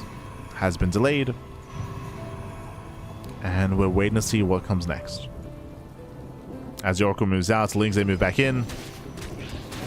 We should not force a cancel. Nice control by Fiant. Very nice. He pulls away the weakened Lings. He will lose one. One Ling goes out, but ooh, that's going to be a cancel. Yeah, massive pig off. Third base cannot finish. Adept is going to go down. Oh, never mind. Does pull away against the Adept. Doesn't throw away the Lings. And last game, Fiant couldn't get a fourth base. This game, he can't get a third. Sorry, I meant to say Ledlix. Last game, Ledlix couldn't get a fourth base. Now Ledlix, he can't get a third. Behind this Twilight Council. Now the timing of this council is standard, but compared to the base, like it's a very wonky build. It's very, very wonky. It's very shaky. No Forge. Due to lack of Forge, this might be Glaive Adepts. No, we're staying in gas. We're staying in gas, but there's no Forge. We're still lacking extra gateways. What are we going for? Blink. So Blink is on the way without a Forge. If this continues any longer without a Forge, we might just go for a 3-base Blink all in and go for a Gateway Explosion. I bring this up just because without a Forge, we're going to have less longevity getting into a longer game, right? We're not going to scale too well as we're going to be missing those upgrades. Meanwhile, we do dive on the first queen. Oh, we trade 1-to-1. And one of the Oracles is full. We'll snipe a second queen. Bit of a trade here. Still don't see a Forge. Okay, there we go. So a delayed Forge. This is very late. This is very abnormal, but this is most likely because the third was so late as well. So we were lacking resources. So it's a very shaky build. Very, very shaky. Meanwhile, Fiant, he is cutting workers. He's shown at the 56. This is under 3-base saturation. We're not taking gases, and instead we are going into the early Roach Horn. I believe this is because Fiant is ahead. Like, Fiant has done so much damage. No, he catches a Stalker. Yeah, Stalker does get locked down. Massive pickup, catching a 1, catching a 2 Stalker. Oh, gets one. We'll get the other as well. Yeah, 2 Stalkers go down. And Fianti's getting ready for a move out. So far engaging with the army. And catching out some of the stalkers. Gets 1, 2, 3. Blink isn't done. No! This is pre-blink! I was curious. I was like, why are we not blinking away? But blink is not done. Every stalker goes down. The anti-timing out of Ledlix. Ay, ay, ay. He pushed out 10 seconds before blink. That was how many? That was 8 stalkers going down. That is brutal. Oh. He was going for the Beyond move. Like, Beyond, he's known for pushing pre-stim. Here we push pre-blink. Oh, no. And Fian snowballs out of control. Fian snowballs out of control. He does have a 4th base. He's got a 5th base on the way, but he's undersaturated at 61 workers. He's just rallying across the map, but going for a big 3 base all in. 4th base just for larva. 5th base just for larva. At this point, Fian can just rally. He just rally across. This time, blink is done. That is true, but we're just going to straight for the mineral line. Just straight for the probes. GG gets called, and Fianti will claim the series 2-0, advancing on and knocking Ledlix out of the tournament. GG. GG, well played. Again, just a really unfortunate early game. Oh, very unfortunate early game there for Ledlix, winding it back. Remember, Ledlix, his 3rd base was denied twice. He lost the probe, and then he had to cancel his Nexus. So it was a very disrupted build from Ledlix, and that's why he had to delay Twilight Council and even later Forge as well. But the build itself was messy because of the early game. Then he went for his move out, and I would imagine that he, like, internally, like, you're like, more or less when you should be pushing, when you should be moving out. So he moved out when he normally does, but because like his build was disrupted, he was still like 10 to like 15 seconds away from blink, and as a result, we saw Fiani engage. He engaged, he shut down the army, he locked in, he cleaned up all the stalkers. Even before that, he was catching stalkers over at the 3rd base as well, all pre-blink, and with that, he just lost any kind of momentum, any kind of map control. GG well played. Fianti snowball out of control, did claim the game. And with that, Fianti will claim the series. He will advance on. Ledlix, he's out of the OSC Elite Rising Star. Remember, these are lower bracket matches. We're on the lower bracket.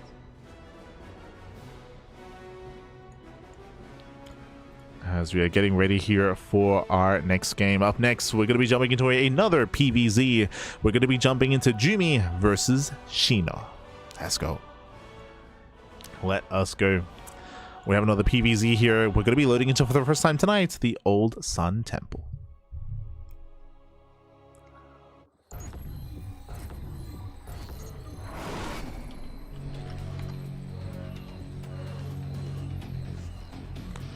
And spawning in the top left-hand corner of the Old Sun Temple, we have the German Protoss player. We have the red Protoss representing Streamer Zone. It is Jumy.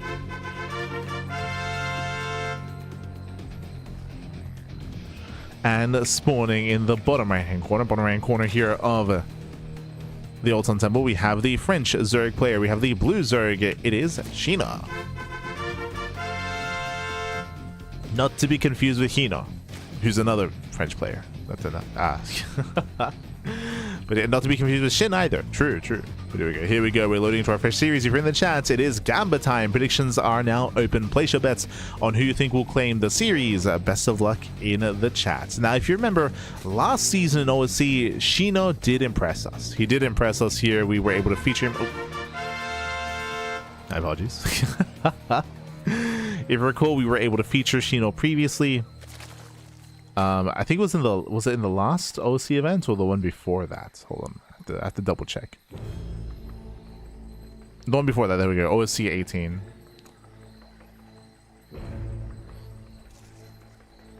I recall. And there was this, was it Shino versus Baby Marine? Was that it?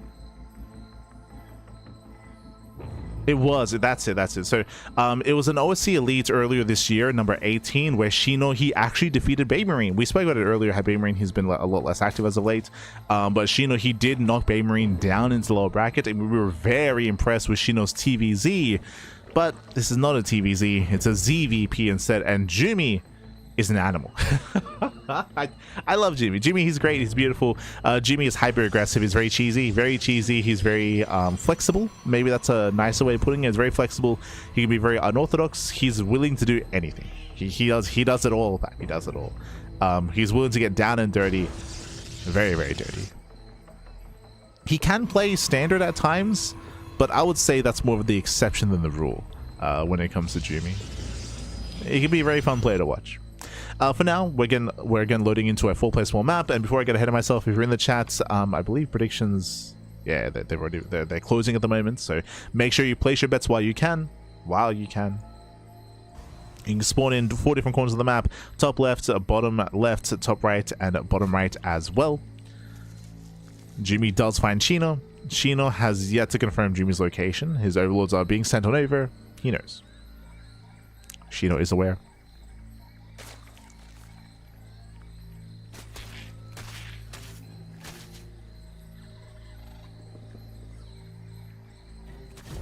What's the plan with the missing series? It depends. I did reach out to Eddie, so our lovely admin and organizer of the event, about it.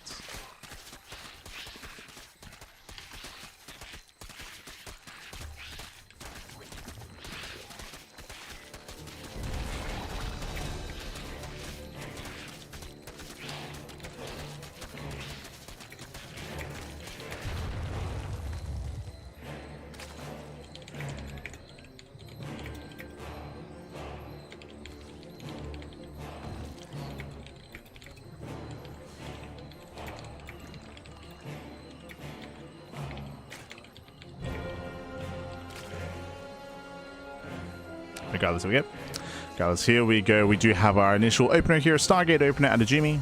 Does open Stargate. And oh my god, we are rushing into a very fast lair. Jesus. My apologies. Sorry, I was just messaging Eddie to make sure. Yeah, behind this, it is going to be the faster lair. Very fast lair. Gas mining is continuing.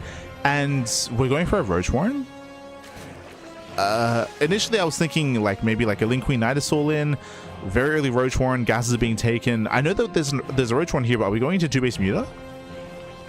We have all 4 gases, and the Roach Warren is late. It's got to be the Spire, right? Question mark? Spire? What? Alright, the gases are being taken. Roach Warren's about to finish. Are we really just rushing Roach speed? It's not lined up, but okay.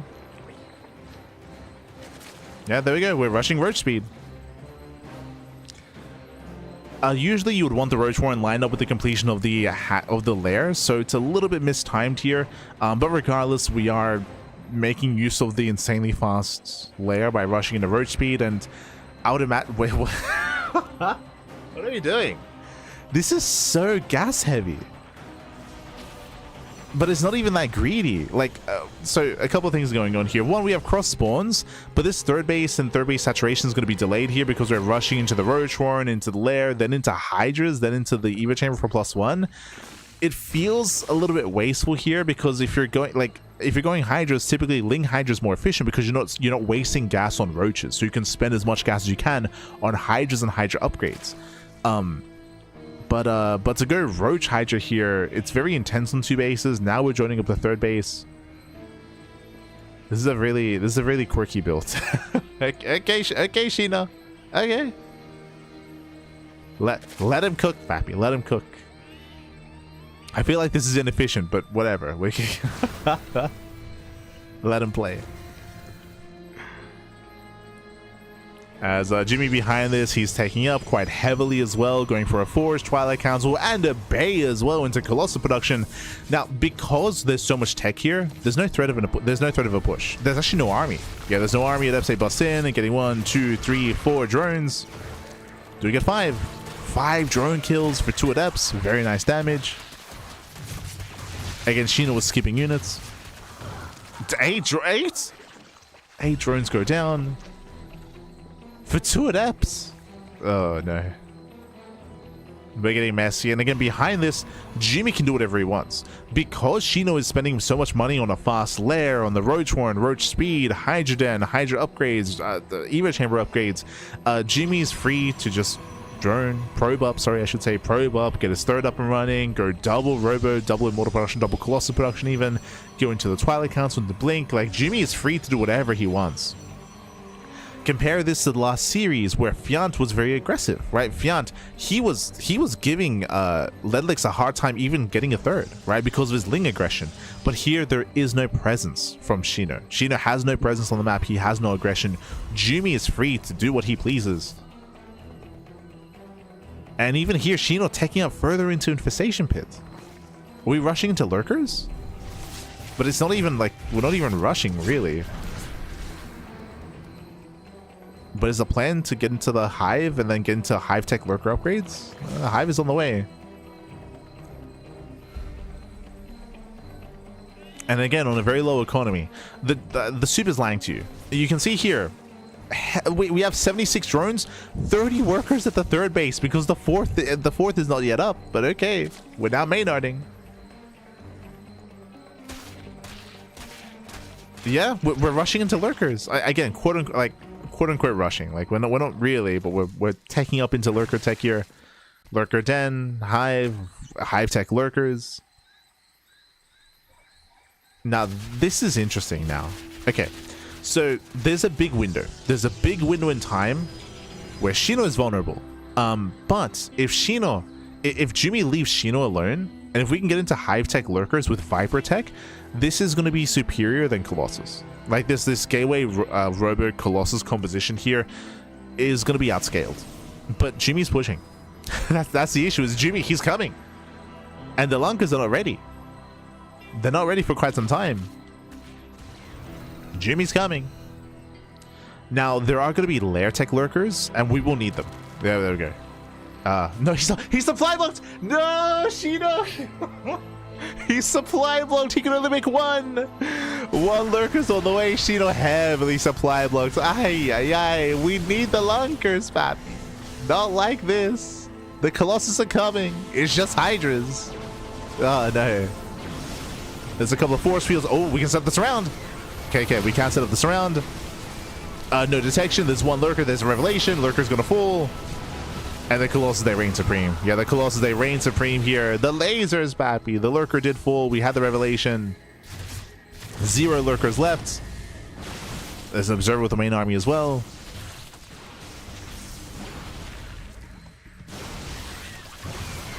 And now we just move in. Yeah, now we can just waddle in, start a step forward. Hydras, they try to catch reinforcements. The Hydras are getting caught instead. Colossus, they reign supreme. They should not go down. Remember, there's just not enough time for Vipers. Not enough time for Lurker upgrades or extra Lurkers. Again, that supply block was brutal. That should have been like 6 Lurkers. Like that should and then he defends. Honestly, like if the Lurkers finish, Shino probably defends. He probably holds on. He might still lose the 4th base.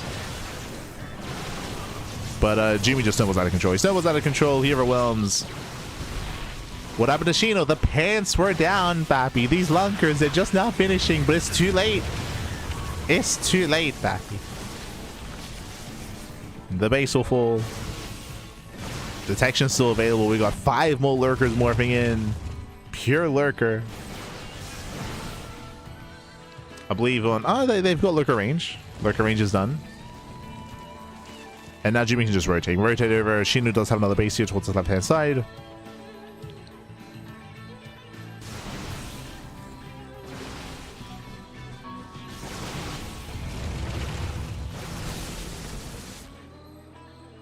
And Shino can't... Oh, no, sorry, he can't. He thankfully did mine out these walls, the minerals. Did mine through.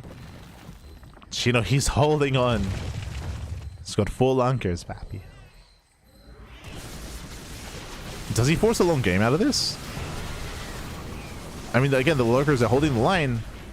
They hold the line. Fleet beacons on the way, +1 air attack. Shino might be able to hold and quote-unquote stabilize on 4 bases. Yeah, the Lurkers, they bully with range. With range Lurkers, they bully the army. Never goes off. Massive connection. Hydras are fighting out of range. Yeah, miscontrol by Shino. Does miscontrol. And even if Shino defends on 4 bases, Jumy is free to get a 5th. He's free to get a 5th expansion. And the other lurkers are exposed. Yeah, lurkers are exposed. They're going to go down one after the other, losing 1, 2, 3, 4, 5 lurkers. Oh, Colossus are low. Yeah, the Colossus, they're getting very low. You got to respect the lurkers. Respect them. Oh my god. As again, the lurkers over time, they do chip away at the army. Never goes off. Oh. Catching out a lurker.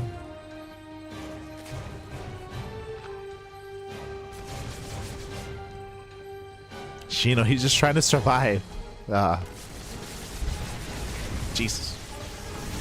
And once again, punishing some of the movement of Jumy. Oh, the diver. Gets another. The lurker falls. Now, thankfully for Shino, there's no second Stargates. This would have been a time to throw down like a second and third Stargate and begin Tempest production. Nope. The Lings, they get across the map. They flood into the bases. At the same time, Jumy rotates, denies an expansion. Probes, they bust into the mineral line.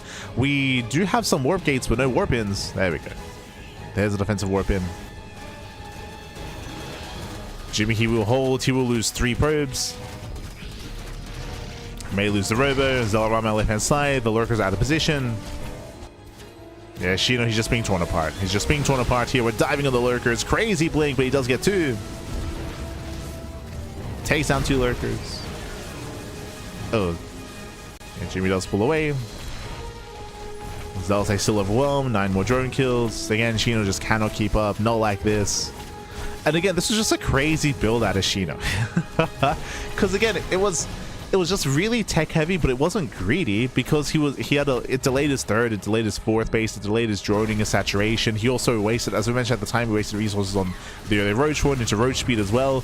So we kind of like stumbled our way into hive and into lurkers. And the problem was that it just, like, Jumy was just left alone. Like Jumy, he was just left alone, and he took advantage of Shino. He did. He took advantage. He was able to just rush into the bay, into double robo, into double Colossus production. And Jumy hit first. Jumy, he built up faster. He hit first. And you could see how the dynamic was changing here with like mass lurker. If we had got that sooner, if we'd been able to embrace the lurkers much faster, then sure. We could see Shino defending earlier and holding onto 4 bases. I mean, the supply block was a big part of that. Like, true, like that. At the end of the day, if Shino didn't get supply blocked, then maybe he holds.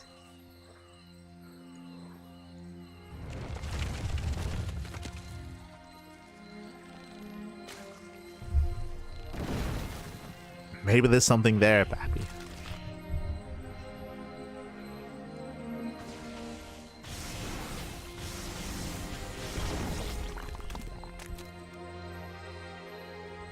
As again, we're now going for the second Stargate. As I mentioned, Jumy's second Stargate is late second Stargate, but he's making his Tempest regardless. It's fine. Like there's nothing rushing Jumy anyway.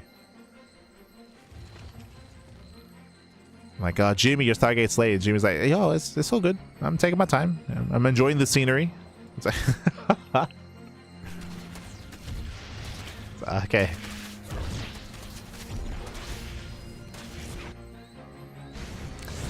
Lurkers, they get across the map. Again, there's not really much support for the lurkers, so they're exposed. Yeah, they're exposed. The lurkers are going to be going down. Yeah, we're going to throw away 4 lurkers here. Oof.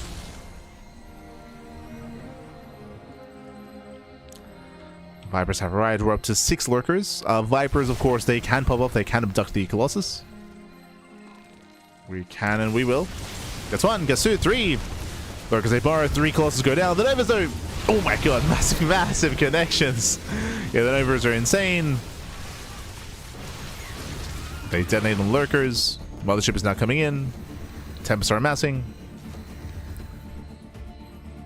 And the Zealot Rambai, they continue.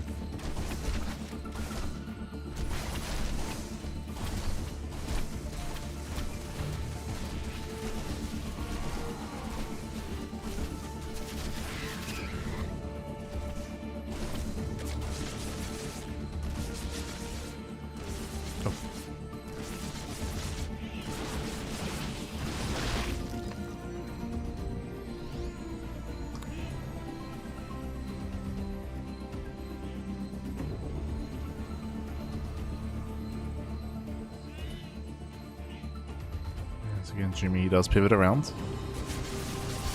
Tries to.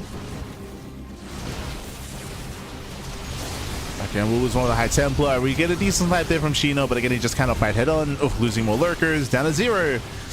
And a brutal dive. Blinks on in, takes down both Vipers. We're down to a handful of Hydras. Lings are trickling in into the Archons, and GG gets called Jumy. He will take game number 1. GG. Whew.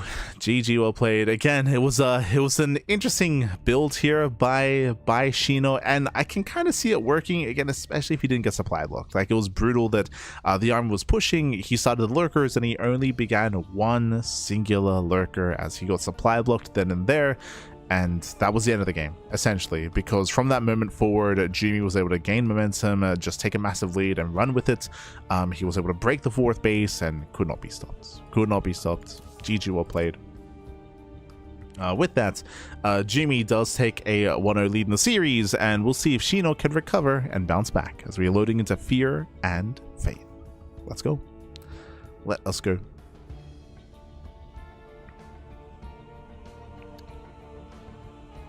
Let us go. We're loading into game 2. Into another 4-player spawn map. True. Another 4-player spawn.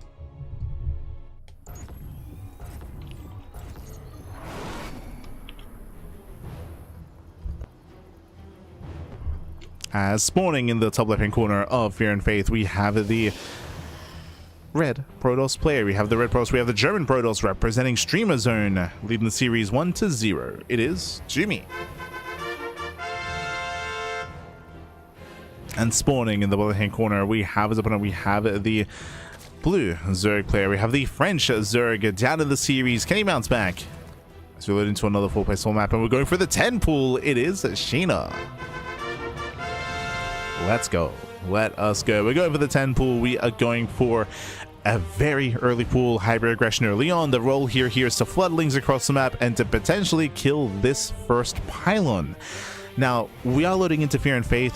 The Gamba is real. You can spawn in top right, top left, bottom left, or bottom right as well. 4 possible spawn locations. And we have close spawns. These vertical spawns mean that the rush distance by ground is very short. This will benefit Shino. He gambles, and he gambles well. Does gamble well here. Shino, the Overlord, will scout to the right-hand side. I'm not opposed to a drone scout here. We saw this last night in RSL, where it can be worth a drone scouting just to check the spawn location when you're going for aggression like this. It can be worth. As we have 8 Lings on the way. Likewise, Jumy also scouts top right. Now he's going bottom right, so Jumy is also scouting Shino last.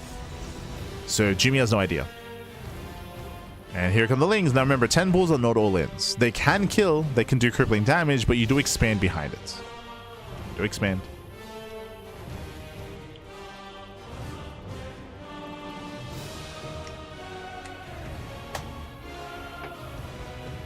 Again, Shino, he does move out. And there's no Zealot. Yeah, there's no Zealot coming. We can just get on top of the pylon. If this pylon is killed, that's game. Boys are being pulled. Is it too late? Is it too late? The pylon is going to go down. GG. Yep. GG gets called. Pylon is killed. And Shino ties up the series. Thumbs up out of Jumy. GG. GG. Again, Jumy, this game was just pure RNG. It was pure RNG. We loaded in, and RNG in favor of Shino. Close spawns. Close spawns. First things first. Second thing, Jumy scattered top right. Didn't find him. He scattered bottom right. Didn't scout him either. Because of that, if Jumy had scouted the bottom left-hand side first, he would have seen the early pool and would have begun an early Zealot. But due to lack of scouting, because he gambled and scouted on the right instead of the left, I didn't find out, didn't see him. No Zealot. No Zealot, no reaction, no response. He just, yeah, that's GG. you can't defend. You cannot defend there. Thumbs up, Bappy, as we're tied up 1-1. We're going to game 3. Let's go. Let us go. So we're loading into Tokamak. That's the random nature of 4-player small maps. It happens, it happens. And here we go, spawning in the top right-hand corner of Tokamak, we have the red Protoss player. We have the German Protoss representing Streamer Zone. Being forced into a side series, can he bring it back? It is Jumy. And spawning in the bottom left-hand corner, we have his opponents. We have the blue Zerg player, the French Zerg, tying up the series with that 10-0 in the last game. Again, gambling his heart out that, hey, he put it all on red. And he won the house. He won the house, papi. It is Sheena. Maybe I should say he kept his house. True, true. Put the house on red. It worked out, papi. As now we're getting into the third and final game here. Welcome to Tokamak. Tokamak is a very large map in the map pool. Very large map, long rush distance by ground. Tokamak is an older map, if you recall. Might be thinking to yourself, like, hold on, why are we loading into Tokamak? Remember, OSC tournaments have an extended map pool. They have an extended map pool, and they feature maps voted on by the players. This season, players they voted on Submarine, Beckett Industries, and Tokamak. 2 hyper-aggressive maps and 1 macro map. So they've been added to the map pool. As a result, if you remember, Tokamak was known for the late game. Why is that? Well, this is something that isn't really seen anymore due to the meta that did transpire. But basically, you have your linear third and you have your triangular third base. And usually, in the current iteration of StarCraft, in the current meta, usually this area here is open. So then, as the aggressing player, you can kind of like rotate between these 3 locations, the natural, the third, and the fourth base, and apply pressure and have that kind of advantage to you. Here, 1, we have a long rush distance by ground. 2, we have this area walled off. It's fully walled off, so you can defend on 4 bases by defending 2 locations, 1 and 2 locations. Whereas typically in modern StarCraft, in modern day, this area is open, and usually one of these 4th base locations has like 2 entrances, like 1 on the top side and then 1 off to the side or something. Like usually there's like multiple ways to like harass or be aggressive at the 4th base location.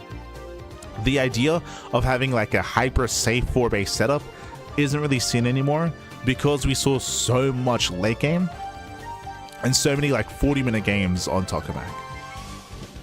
This was also during the era of like Skytoss, like a lot of Skytoss, like siege lines, fully walling up and turtling up. It was very common on Tokamak, very common.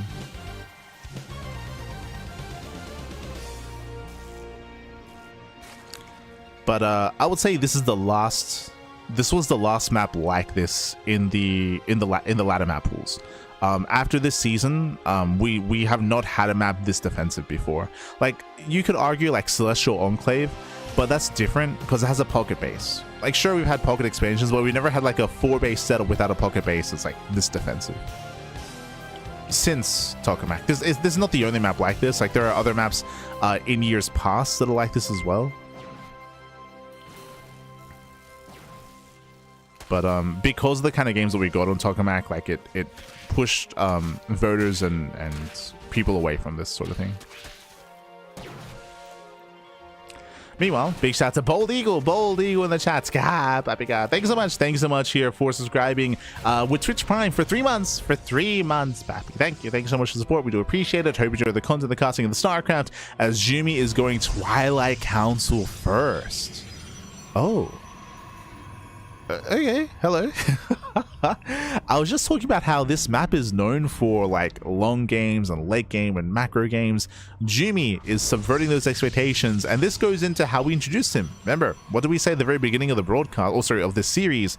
Jumy's an animal. Jumy, he gets down and dirty, pappy. He is willing to be diverse and willing to be flexible and to do his own thing and be hyper aggressive. Twilight Council opener into a Dark Shrine. We're opening up DTs. We're going for 4 gateways. I don't see a Robo. Usually we go Robo with the Dark Shrine to go for a War Prism harass with a DT drop and an Archon drop. But here we're going for a Proxy Pylon. Oh, DTs and Glaive Adepts. Okay, this makes more sense. Now it explains why there's no Robo, why there's no War Prism. We're getting ready for a 2-base all-in. Eyes are on this probe here for the Proxy Pylon. Lings, you can see we're checking for the 3rd. We have that gateway explosion.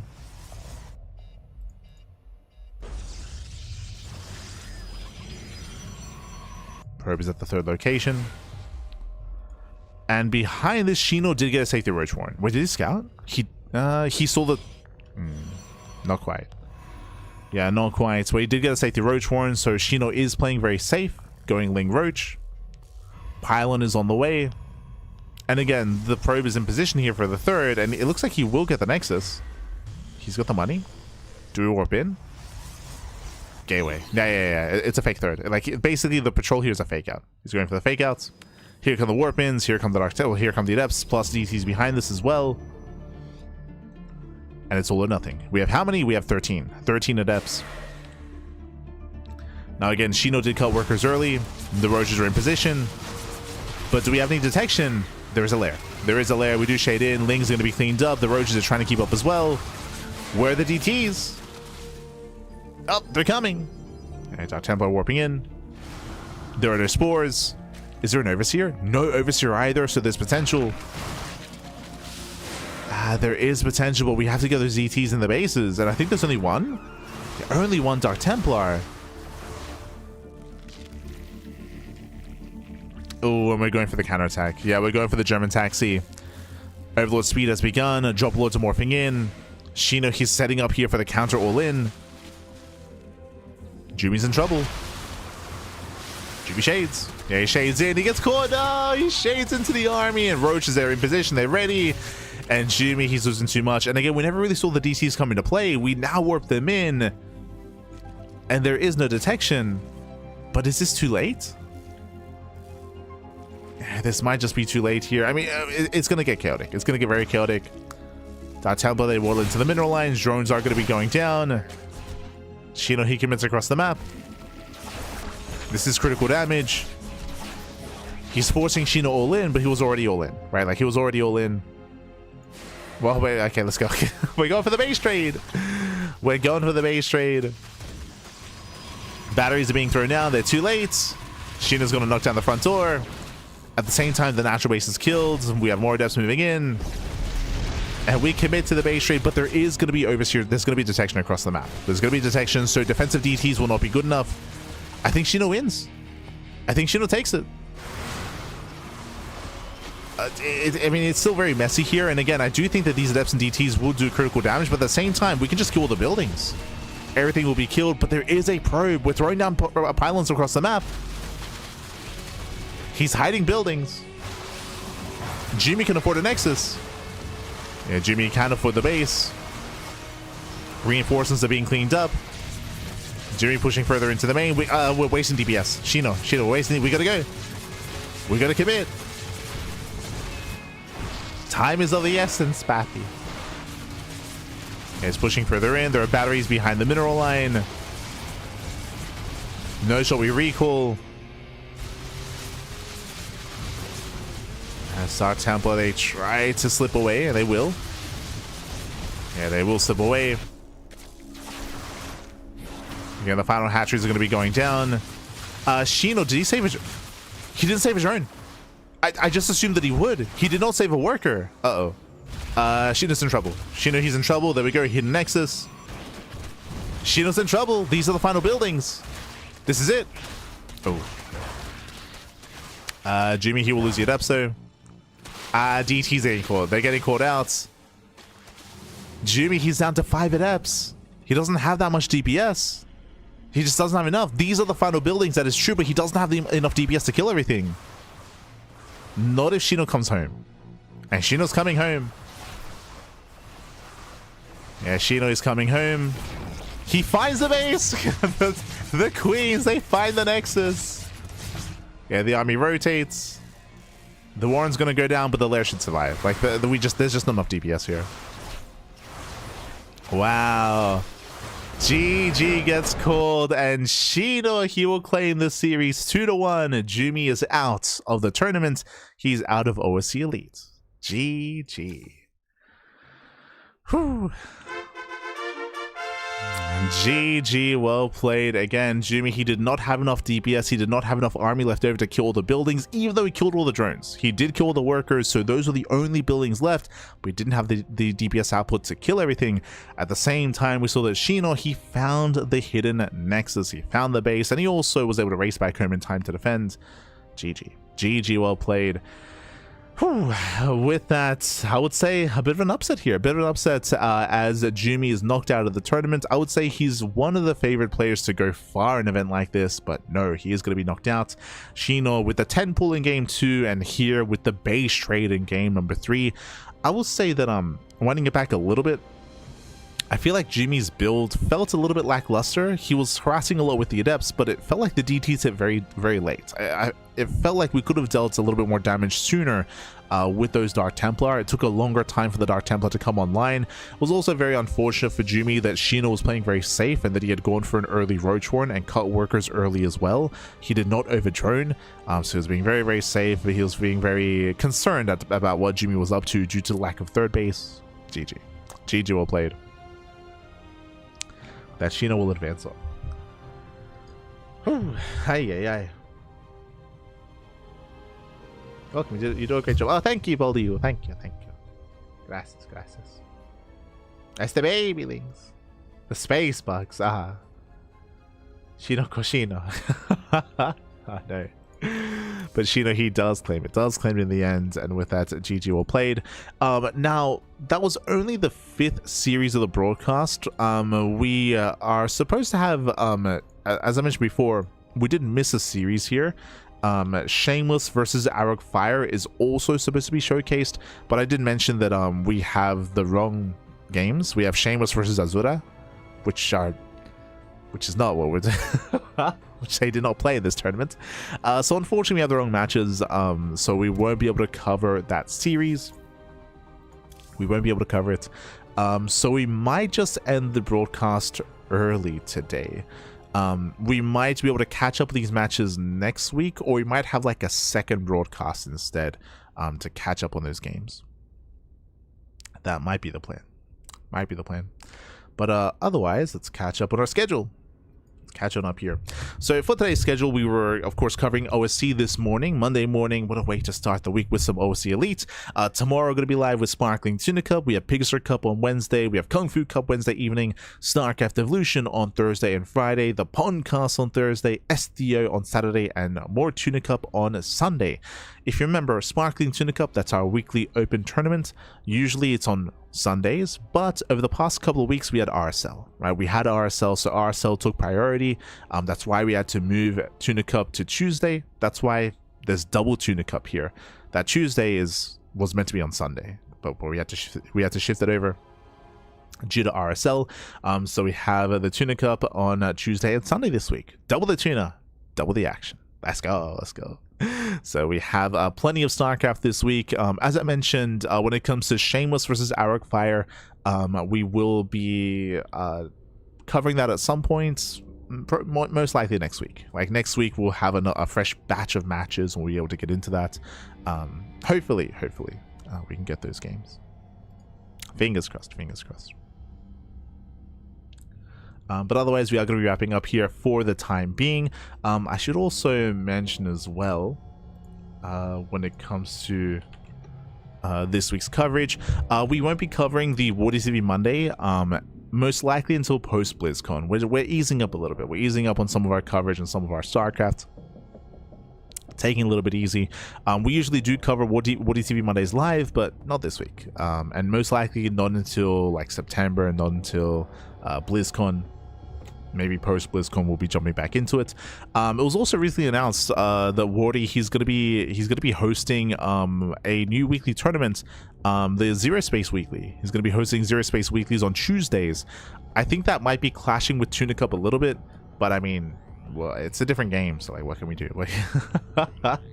So we'll still be running the Tuna Cups, and again it's going to be clashing a little bit with the Zero Space Weeklies.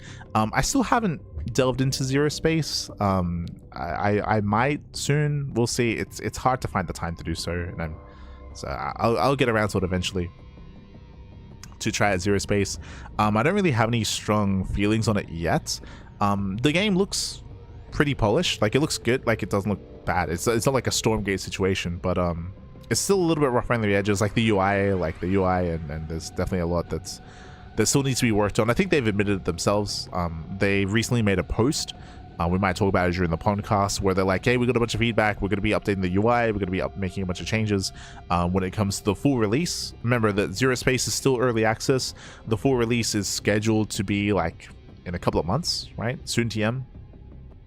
So they are working on that. Zero Space looks interesting. It doesn't look... It's its own RTS. Like, I'm probably gonna play it at least for the single player, for like the campaign. I love me some RTS campaigns, but when it comes to the 1v1 aspect, it doesn't look as... I could be mistaken because I haven't seen enough of it. I've only seen a little bit. It doesn't look as micro intensive from my understanding. It feels like there isn't as much skill expression, but this is only from limited viewings, so maybe I'm wrong. Like, maybe there are ways to showcase that in a greater way, and maybe it's a little bit less visually obvious. But yeah, it's doesn't look bad, but it's very different. It looks very, very different. So I'm curious to watch some more Zero Space and see what's going on and consume some of that content. We'll see. We'll see whether or not we end up covering any Zero Space. Depends on if it like gets our attention. If we start to enjoy it. Like, we never covered any Stormgate stuff just because it never really looked too interesting, to me at least. But if Zero Space catches our attention and if we start to enjoy it, then maybe we might dip into it as well. We'll see. We'll see what happens with Zero Space. But otherwise, thanks for watching. Thanks so much for tuning in. We do appreciate it. So we're going to be heading off here for the time being, and we'll be back tomorrow with the Sparkling Tuna Cup, or Wednesday for some Pegasus Cup action. We'll see you then. Until then, thanks for watching, and we'll see you next time. Until then, hasta luego. Ciao, papi, ciao. Hasta luego.